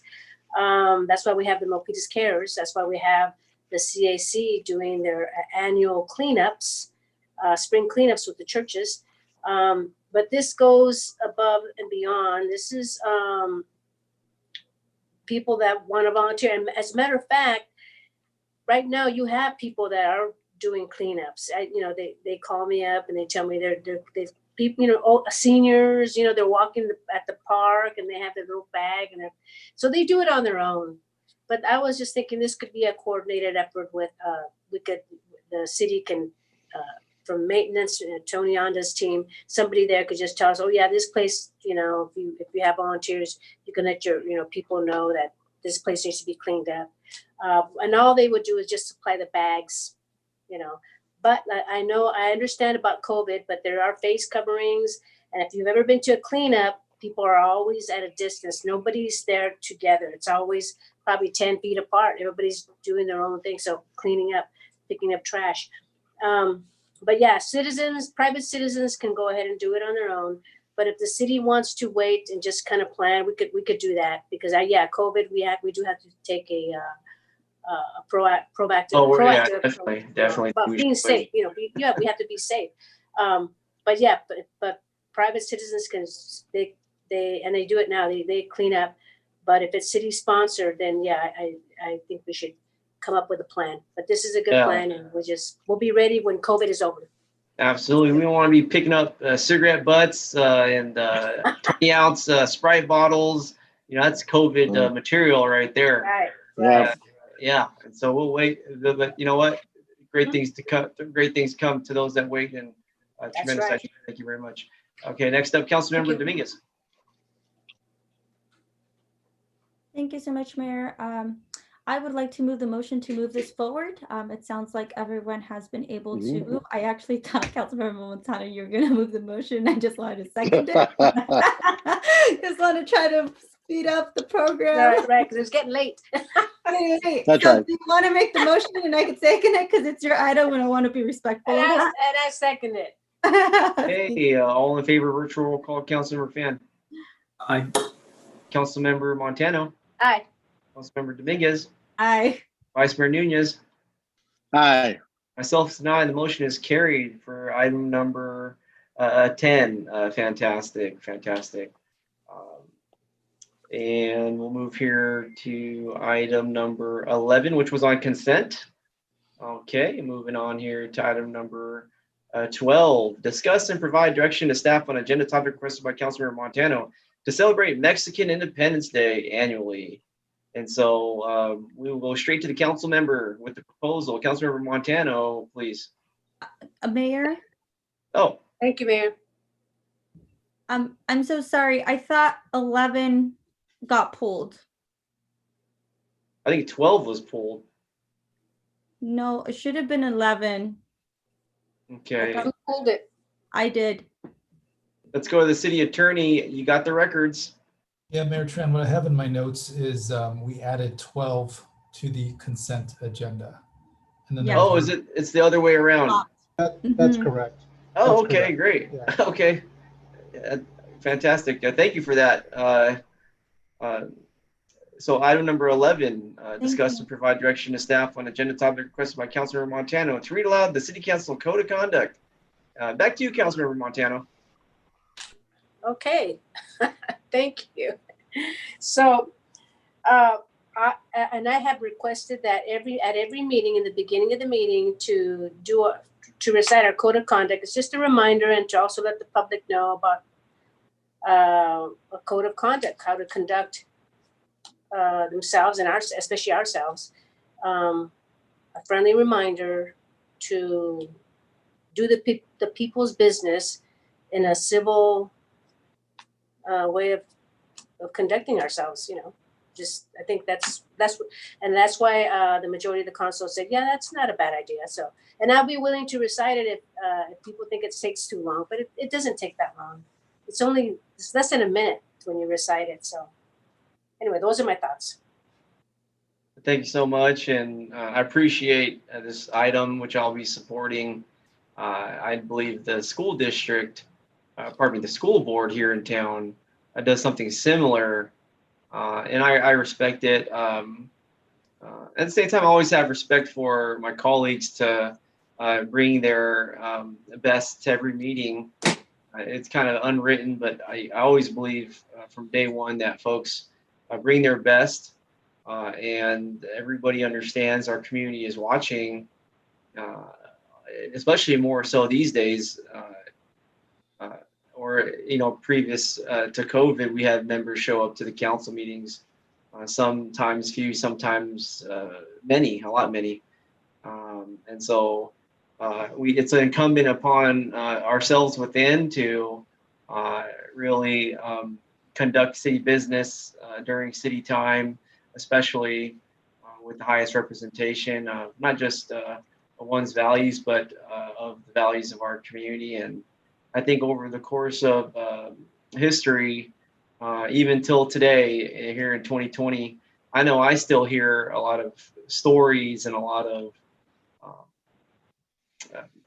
cases in the past. You hear about something that happened in the 60s during the meeting, or the 70s, or the 80s, or the 90s, and so forth. And what we do and the history of our town, Milpitas history, will live on really forever. And so this code of conduct is great. It's a great reminder for anybody that may need it.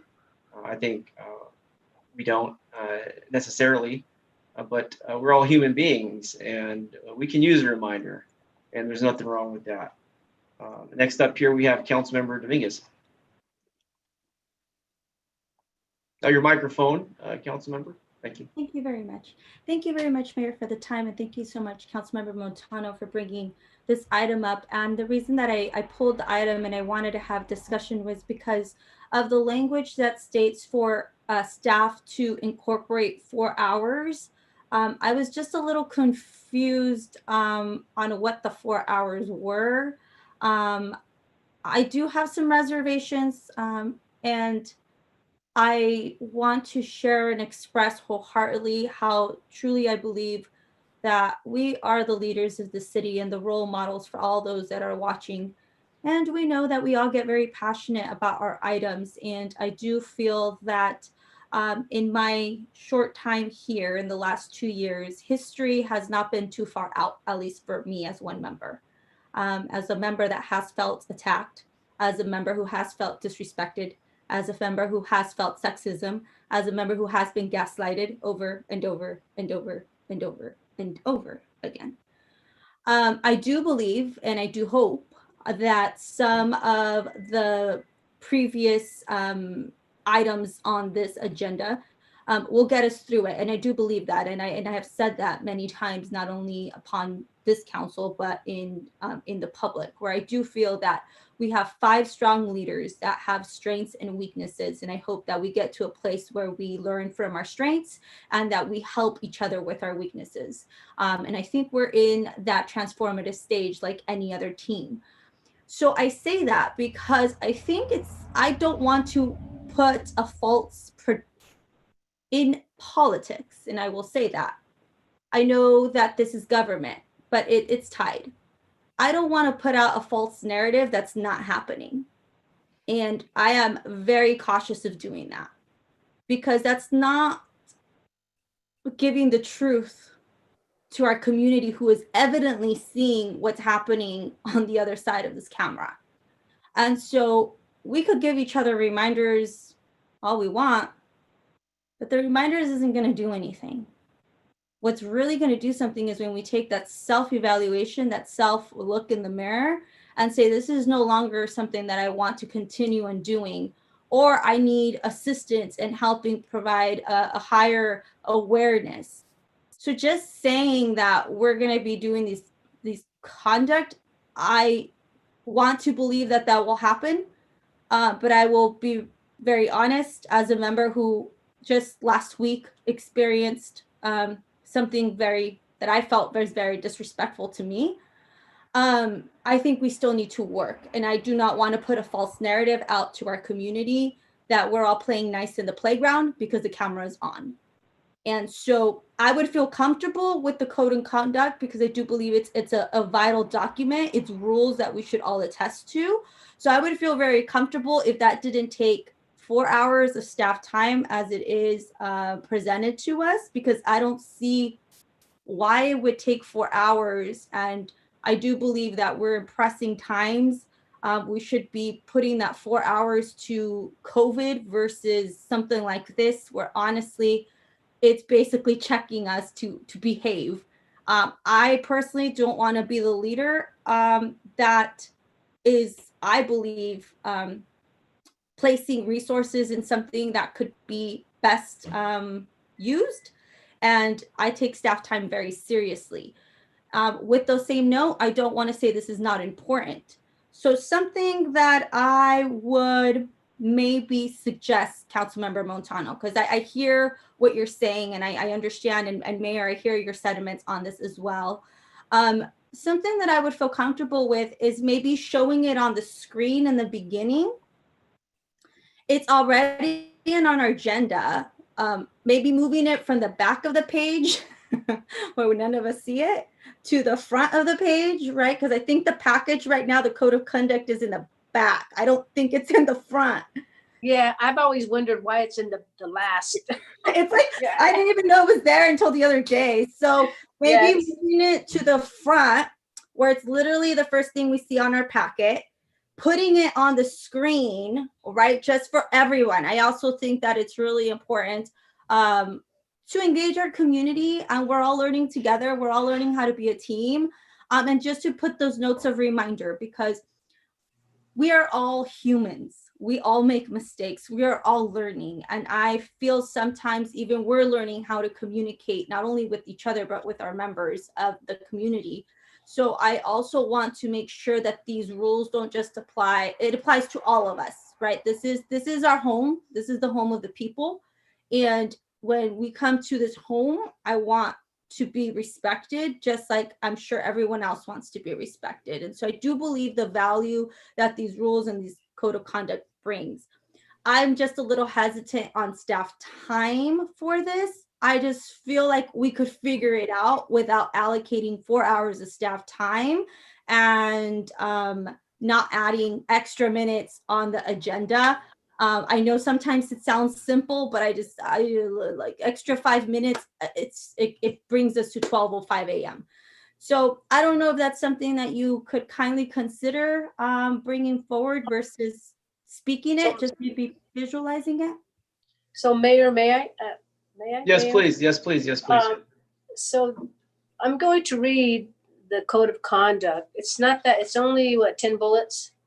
So it says, so maybe you could time it. But I do agree with Councilmember Dominguez that we should bring it in the front of the agenda so everybody can see it, not just us, but the public. As far as reciting it, so I'm gonna say it right now. Number one, be respectful and courteous. Be respectful and courteous. That means words, tone, and body language. Model civility. Avoid surprises. Praise publicly and criticize privately. Focus on the issue, not the person. Refrain from using electronic devices while on the council dais. Share information with all council members in advance of council meetings. Disclose conflicts of interest and affiliations related to agenda items. Separate governing from campaigning.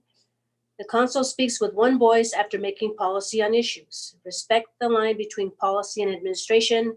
Council will hold one another accountable to comply with the code of conduct. So that took, what, less than a minute?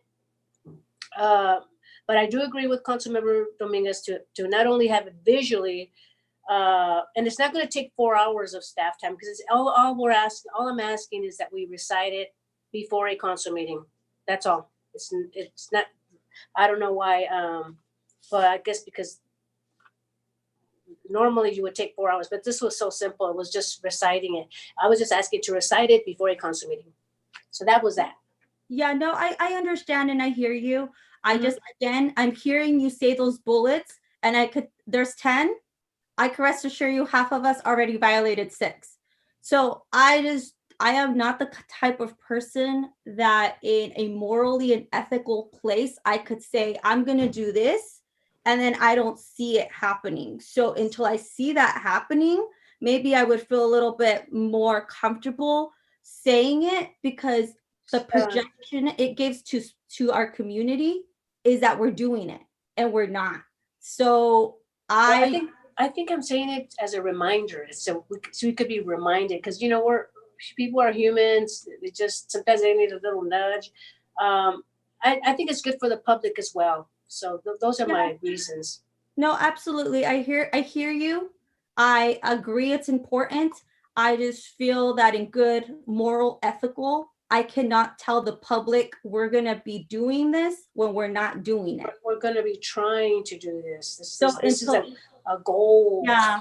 Yeah, no, it's a goal, and I think it will get there. I just cannot waste time on this. I just don't feel it's kind of like saying but it only took, I kind of feel it's not more for me as a one member. It's I can't be saying this in public.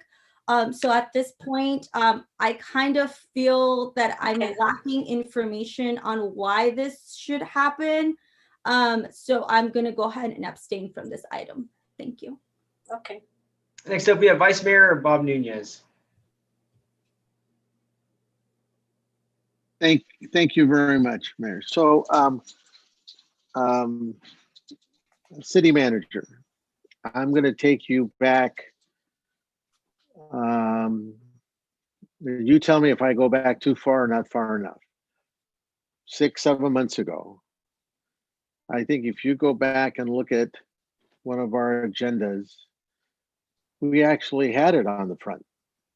This discussion, I don't know where it happened, but we moved it to the front and then it went back to the back. I don't know what caused that, but and in at least on my agenda, it doesn't say 4 hours. It says requiring staff work hours. So I don't see 4. I do agree that sometimes you talk about difficult conversations, talking about equity, talking about racism. Those are difficult conversations. How we treat each other, that's a difficult conversation.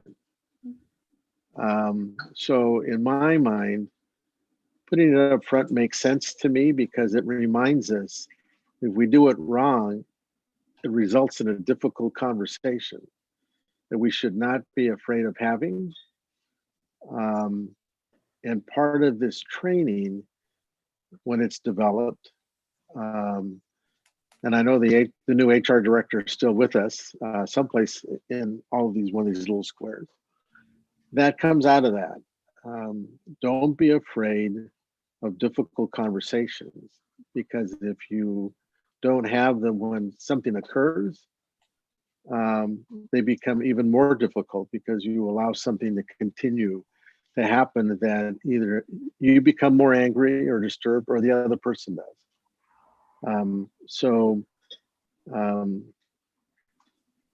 I think moving this to the front makes sense to me because we did it before.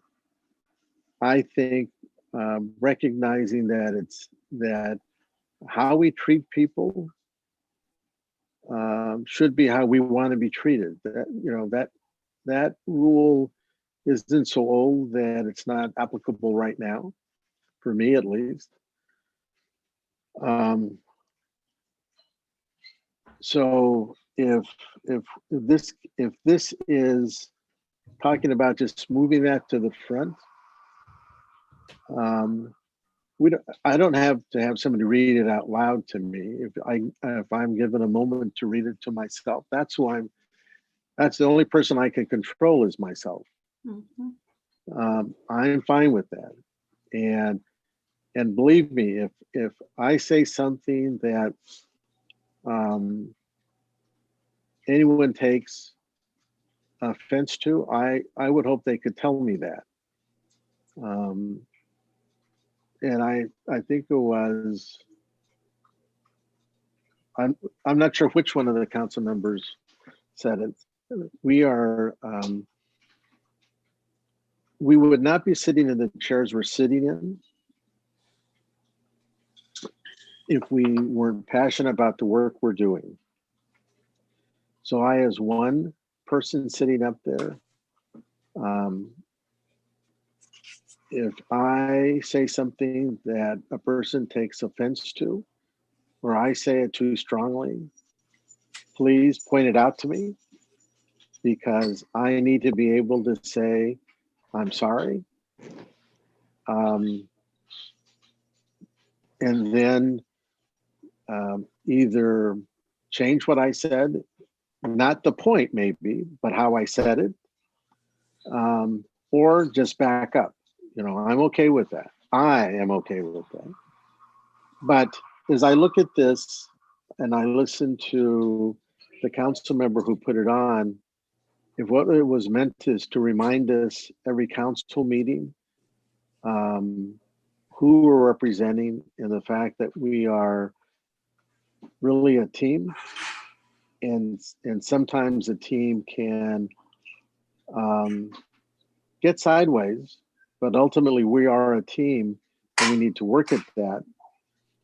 I'm going to take that for what I believe it's meant to be, is that this is sort of one way to make sure we're all going in the same direction when these meetings start. And my hope is that we end up at the end of these meetings saying they were good meetings or tough meetings, but we all were in it for the same reason, which is those things that are good for the citizens of Milpitas. And we acted in a manner that we would want to be treated, and in a way that we would act in our own homes and in front of our friends and family. So that's, I took it that way, Councilmember Montano, and if that's what you want to move it to the front now, I'm comfortable with that, because we did that once before. I don't know if you remember, City Manager, but I remember talking about it. And I actually found that one agenda, because I keep them all. And it reminds me, if it's in the front, hopefully reminds me to continue acting that way. That's my hope. That's what it does. Thank you. Thank you, Vice Mayor Nunez. I will follow you here with my comments, and I certainly support the item and the reading aloud of it as well, for a couple of things, moving the code of conduct to the front, somewhere maybe after the Pledge of Allegiance, even put it there to show how important it is to be read aloud. And so I support those two aspects of the code of conduct. And the code of conduct is not for others. It's not an enforcement mechanism whatsoever. It's really for each person within. Like the vice mayor said, it starts with us, and all we can do is really control ourselves. And I'm happy about that. I'm satisfied about that. And throughout meetings going in the past, I think there are times where folks have been human, and in government and, quite frankly, local politics, which some may not admit. I know when I first was elected to represent the community, I refused to call myself a politician, but I'll be honest and frank, and politics is a thing. I mean, in any dais throughout the county and beyond. So this code of conduct is something positive, and the value has nothing to do with anybody else in particular. I think the value has to do with ourselves. And for me, I can speak on myself as an individual. If I were to hear someone read aloud the code of conduct, or myself was assigned to read it, I wouldn't have any problems with it. It would just be accepted by myself, because these are bullets, codes that I cannot disagree with. And so I guess it's each person's unique way of looking at it. What I'm saying really cannot influence others. I'm not here to influence others based on how I feel, but I just want to add to the conversation and put my ideas on the table as to how I think this is a positive item, and everybody can look at it in their own positive way, and I respect that. But certainly a practice that is utilized throughout other jurisdictions, and I think there's quite a number of jurisdictions that utilize this practice, and I think there's good reason for it. And so I just want to share that and demonstrate my support for this item as stated on the agenda. I have virtual hands I'm looking at. I think everybody can see the virtual hands. Let me go with Councilmember Montano. No. Sorry about that. I accidentally. Okay. I accidentally took it out before I had a chance to speak. Okay, I was gonna. Okay. So with that, if there's no more discussion, I'd like to. There's further virtual raised hands. Okay. Yeah. No. So let me just wrap up my thoughts. Yeah. So, let me. I see Mary's screen here, so let's go to the public comments and then continue the discussion. All right. Sounds fair. Yes. Our city clerk, Mary Lavelle, with public comments, please. Okay, you have 7, I believe, so far, or maybe more. Your first comment is from Curtis Jackson. It's ironic that Montano would want the code of conduct to be read when she doesn't follow the rules herself. She constantly berates her comments, Dominguez and Fan, and has complete disregard for city protocol. The same goes for her buddy Evelyn Chua on the Planning Commission, who has been putting up her signs illegally all throughout the city. Montano and Chua's disrespect for the rule of law show that they think they are above it. Next comment from Raymond Lawson. If you pass this policy, then you should also have Planning Commission read their code of conduct. Evelyn Chua has been campaigning with city resources, and this is a violation of the city's policy. We should not allow those who cheat the system get away with it, even if they are our friends. Next comment comes from Roger Nguyen. Can you please apply code of conduct to the Planning Commission? Evelyn Chua vandalized my home taping her campaign pamphlets to my door. When I remove the tape, the door's paint peeled off. Who is going to pay for this? Will the city pay? How many more times is this going to happen? I am beyond upset. Next comment is from Jamie Schletzbaum, 1775 Millmont Drive. This seems like a complete waste of time. I'm pretty sure that the council is aware of the rules.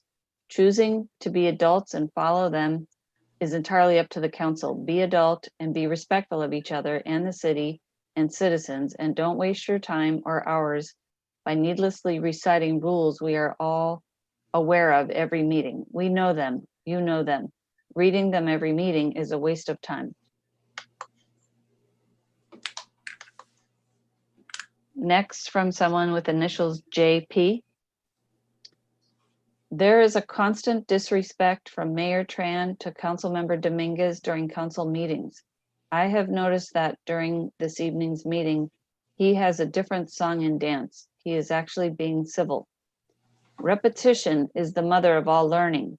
By reading the code of conduct, maybe then our mayor will retain the code of conduct and think before he disrespects Councilmember Dominguez. JP.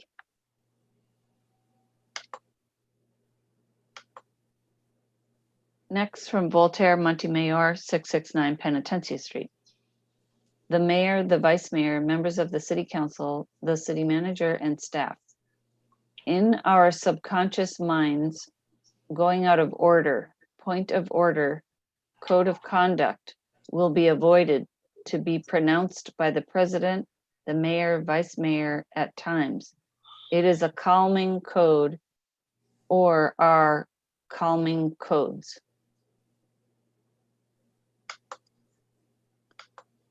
Your next and final comment is from Urvish Mehta, Milpitas. To Milpitas City Council members, it is similar to agenda item C9.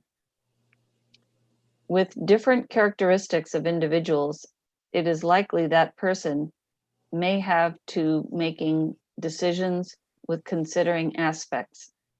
So it is likely that challenges be encountered, but the US Constitution is by law to facilitate the people and protect the people. So individuals should abide the law of constitutions and maintain integrity. Violations can be corrected with right set of training. Urvish Mehta. And that's your last comment, Mayor. Well, thank you so much, Mary. We appreciate the public comments. Back to the dais, Councilmember Dominguez.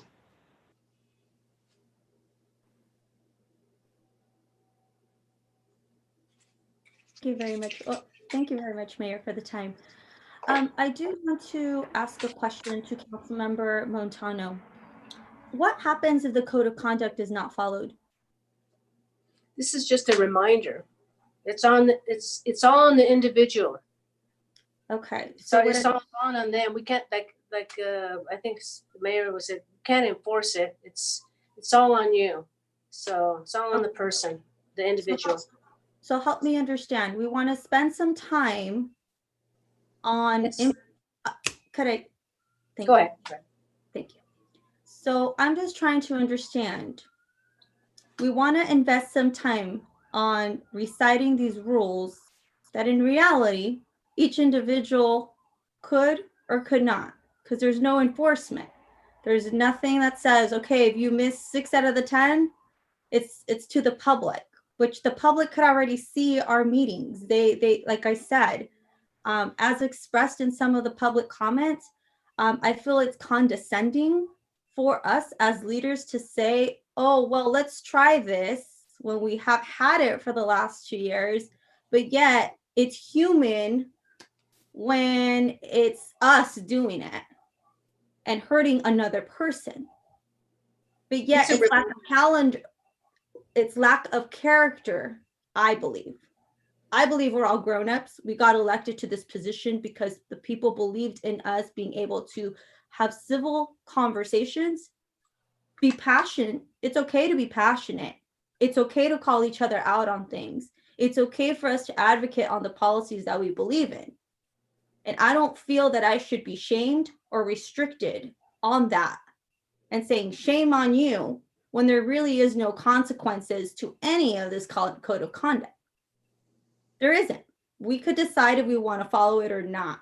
And putting it and saying it gives the perception that we're doing it. We're not doing it. And in essence, for me, it's we're lying to the people. That is something that I can't support it. It just morally doesn't feel right. It's lying to our community, saying we're going to do one thing but acting another. Until we as a leaders and a team decide we want to move in that direction, then I'm all for supporting this.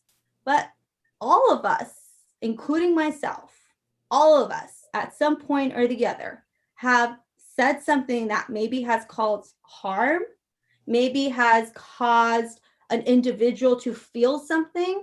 But I understand where Vice Mayor Bob Nunez is coming from. And something he said was like, he's right. He said, it's our responsibility to share those feelings with the other member. If we don't share them, we can't be held accountable for that because we don't know.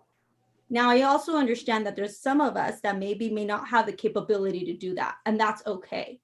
But I don't want someone to come and say, you broke number 6 when that person can't even talk to me or look at me in the eye. I'm not going to do that. And I'm not going to sit here and tell Milpitians, yes, this is a rule of conduct, something I support, but we're not really doing that. I mean, we teach our students, it's like making rules with no, I mean, you were a teacher, Councilmember Montano. What happened when you build rules and your kids didn't pay attention to them? They kept breaking them, right? Same thing that's going to happen here. So with that, I know it's getting really late. So I've definitely expressed how I feel about this item. I support the code of conduct. I definitely support it if it's bringing it to the front, making sure that if any breaks, we could put it on the screen for all of us. But I cannot support the language at hand because we're not doing it. And I'm not going to pretend and tell Milpitians that this is what we're doing and give a false narrative of what's really happening on the city council. Until we all learn how to be adults, how to respect each other, how to have that communication and have those tough conversations, until then that's when I can move forward with spending some time on it, but I can't give a false narrative out there. So I do thank you, Vice Mayor, for your words. I think you definitely have not only expressed and acted upon them, and please know that I have learned, and Councilmember Anthony Fan, I do believe in dialogue, and Councilmember Montano, right? I think we've all had those tough discussions where we come out stronger, and I look forward to continuing how to work with all of you. I just at this time can't support the language that's before us. Thank you. Yeah, thank you for your thoughts. As I mentioned, this is a goal. I do agree with you. That was a really good idea about putting it in the front. I would like to say it out loud. It's less than a minute. And again, it's just a reminder. So with that, I'd like to move to adopt this. And it's not going to take 4 hours staff time. I'm going to pause you right there. Yeah, absolutely. I'm going to pause you right there. I want to go to Councilmember Fan. Virtual raised hand. So well, first of all, I want to note that I agree with one of the public comments made by, I believe it was Jamie earlier, regarding the point of this, because all of us as elected officials, bear a responsibility to, quite frankly, be responsible in our actions, in our words, and the public is watching. So I don't mean to bring back bad memories. And believe it or not, we are now more cohesive than we were before. There was a time when the days can have been more controversial, more divided on the issues, on personalities. We've moved on largely from a lot of that. But I think that, there's two things that I probably value higher than a code of conduct. And that's one, the office, the oath of office that we all swore to uphold and defend. That in itself is a form of a code of conduct. Two is a code of ethics. Now, if we want to talk about codes or systems of rules, then let's talk about ethics for a second. If there are ethics violations, I believe that is more problematic and more concerning and needs to be addressed much more than, oh, that person wasn't nice to me. At the end of the day, we didn't get involved in government to be nice. We have to make tough decisions. And sometimes, oftentimes, anything we do will upset somebody. It's going to make a lot of people happy, but a lot of the time, or most of the time, nobody is ever fully happy 100% of the time.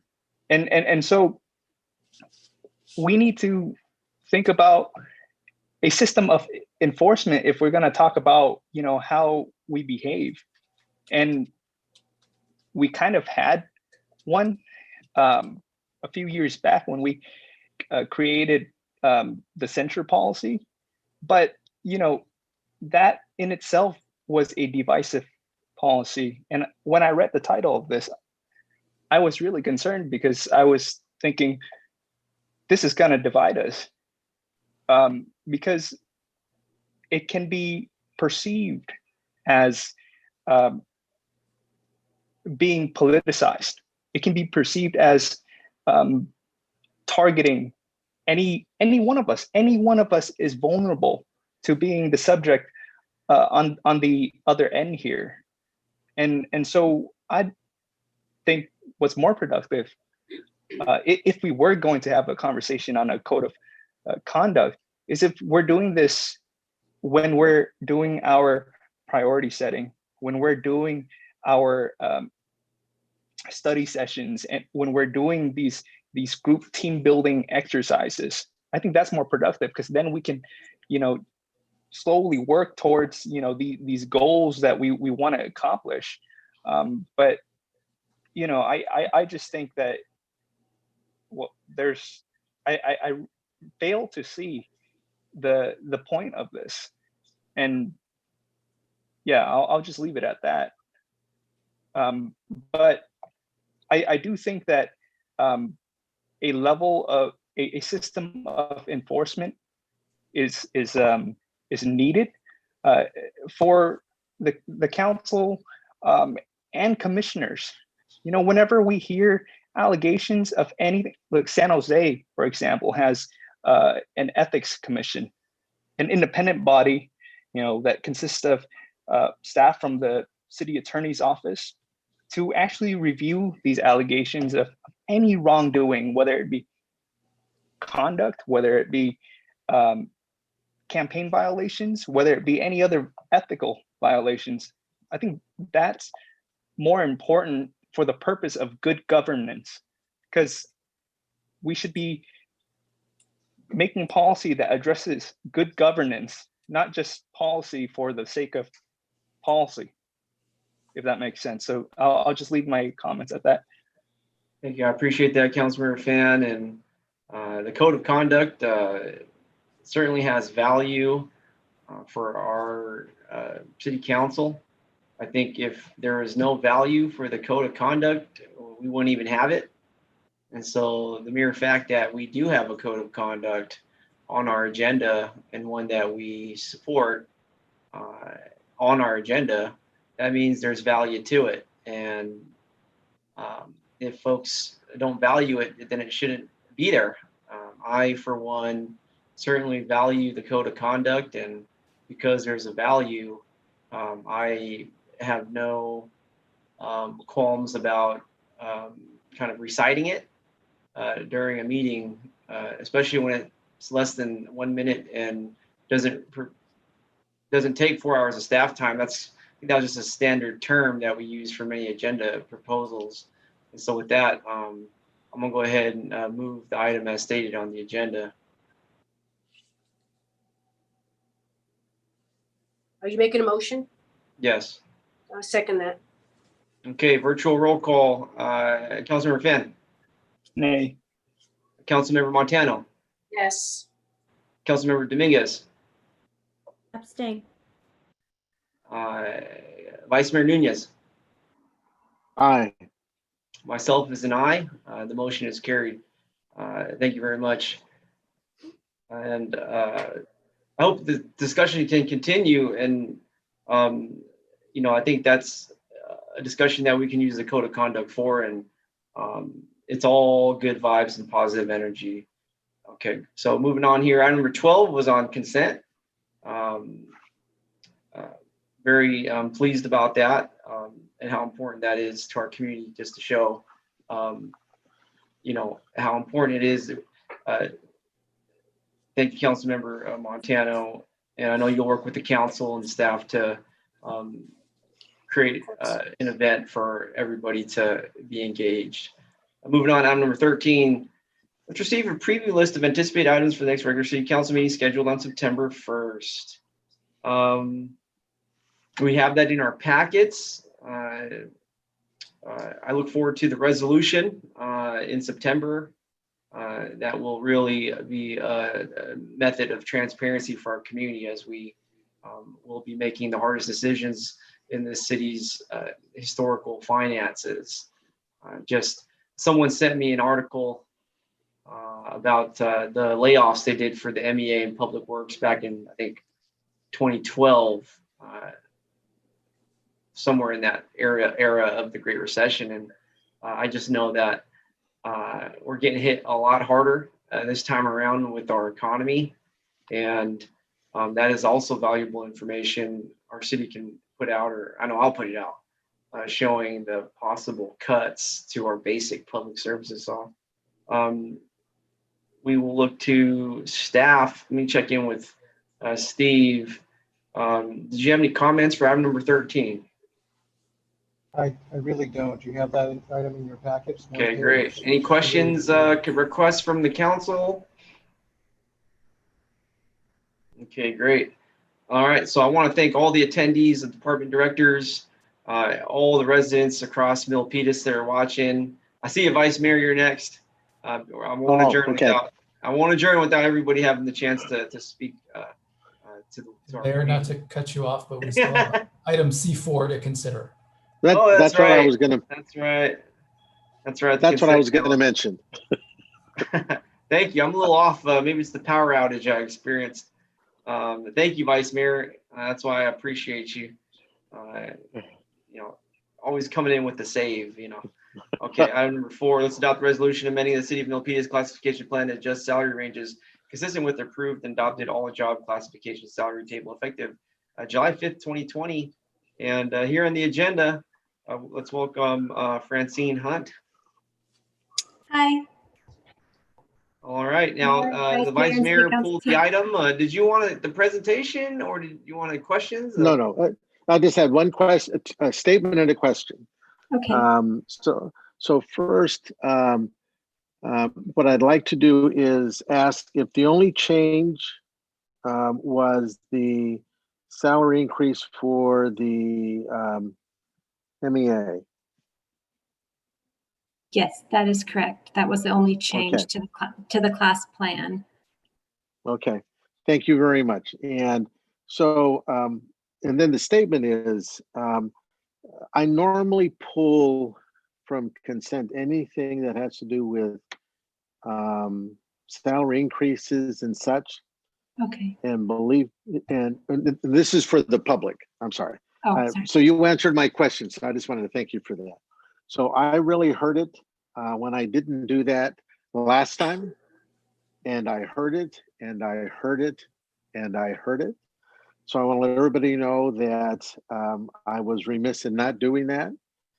and I will pay much better attention next time from now on. And so it's important to me, I think, and to the public, that when it has to do with salary increases, if we could look to put those not on the consent calendar, because that's what I call it, the consent calendar, but in the consent section, and put it out so there actually can be public comment, I would appreciate that. But if not, I'll just pull it and put it over. So with that answer, that was the only thing on there, I move the item. I second that. Virtual roll call to approve the adoption of the resolution as stated on the agenda. Virtual roll call, Councilmember Fan. Aye. Councilmember Montano. Aye. Aye. Councilmember Dominguez. Vice Mayor Nunez. Aye. And myself as an aye. The motion is carried. That resolution looks good to go. Thank you, Francine. Thank you. Okay, back to the adjournment of this meeting. I just want to thank everybody for a very productive meeting tonight. We passed a lot of great items and at a reasonable time in the evening. I want to thank all the attendees and panelists. You know, although we are in our respective homes, I am cognizant of everybody that is on the Zoom, over 20 members of our great city government and all our residents. As you could tell by the public comments, folks are really keeping up and they're really watching. And I know that our city posts the streaming video on social media and the internet. I do my part and share it as well. We are here, super transparent for you as a city of Milpitas, and we need to be through these most difficult times. There's a lot of discussion in the community right now with our budget and our fiscal health, and this is really only the beginning. We are going to be very pragmatic, I hope and believe, in the weeks and months to come to ensure that we are doing everything we can in front of us to mitigate the challenges brought forward by our economy, which is essentially shut down right now. And so folks, continue to tune in, continue to email or phone call or contact your elected officials. All of us are willing and available.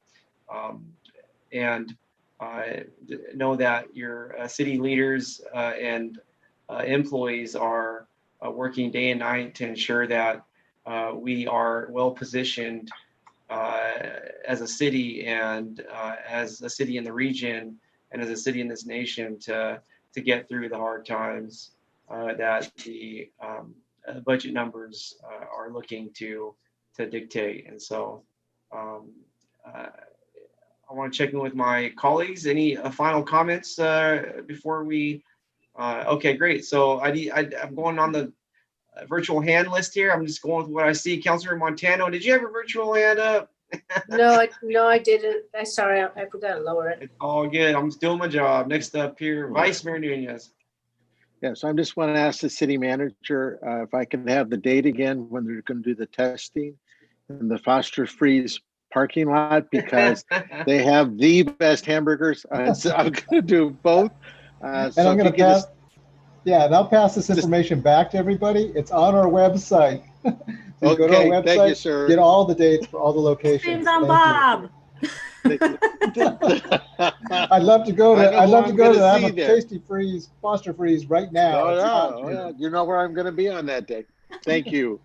Okay, great. And I want to before adjourn this meeting, but do it in the most supportive way for all our public safety folks up in the hills above Milpitas that are fighting to contain this wildfire that is nowhere close to being contained. Are nearly a dozen Milpitas firefighters that are up there. We're thinking about you. We're here to support you. We're going to make sure you have everything you need to do your job and get you home safe. To the Spring Valley Fire Department, I know you're up there too doing your job. We support you as a community. And when we go around Milpitas or we're outside tomorrow, there's a heat wave, there's smoke in the air, there's a pandemic, and there is an economic shutdown, so to say. And so let's all get the best out of ourselves to get through this extraordinary time. So this meeting is adjourned. Thank you. Stay safe, everyone. Bye, Bye-bye. guys. Have a great evening. Bye-bye. Night. Good night. Good night.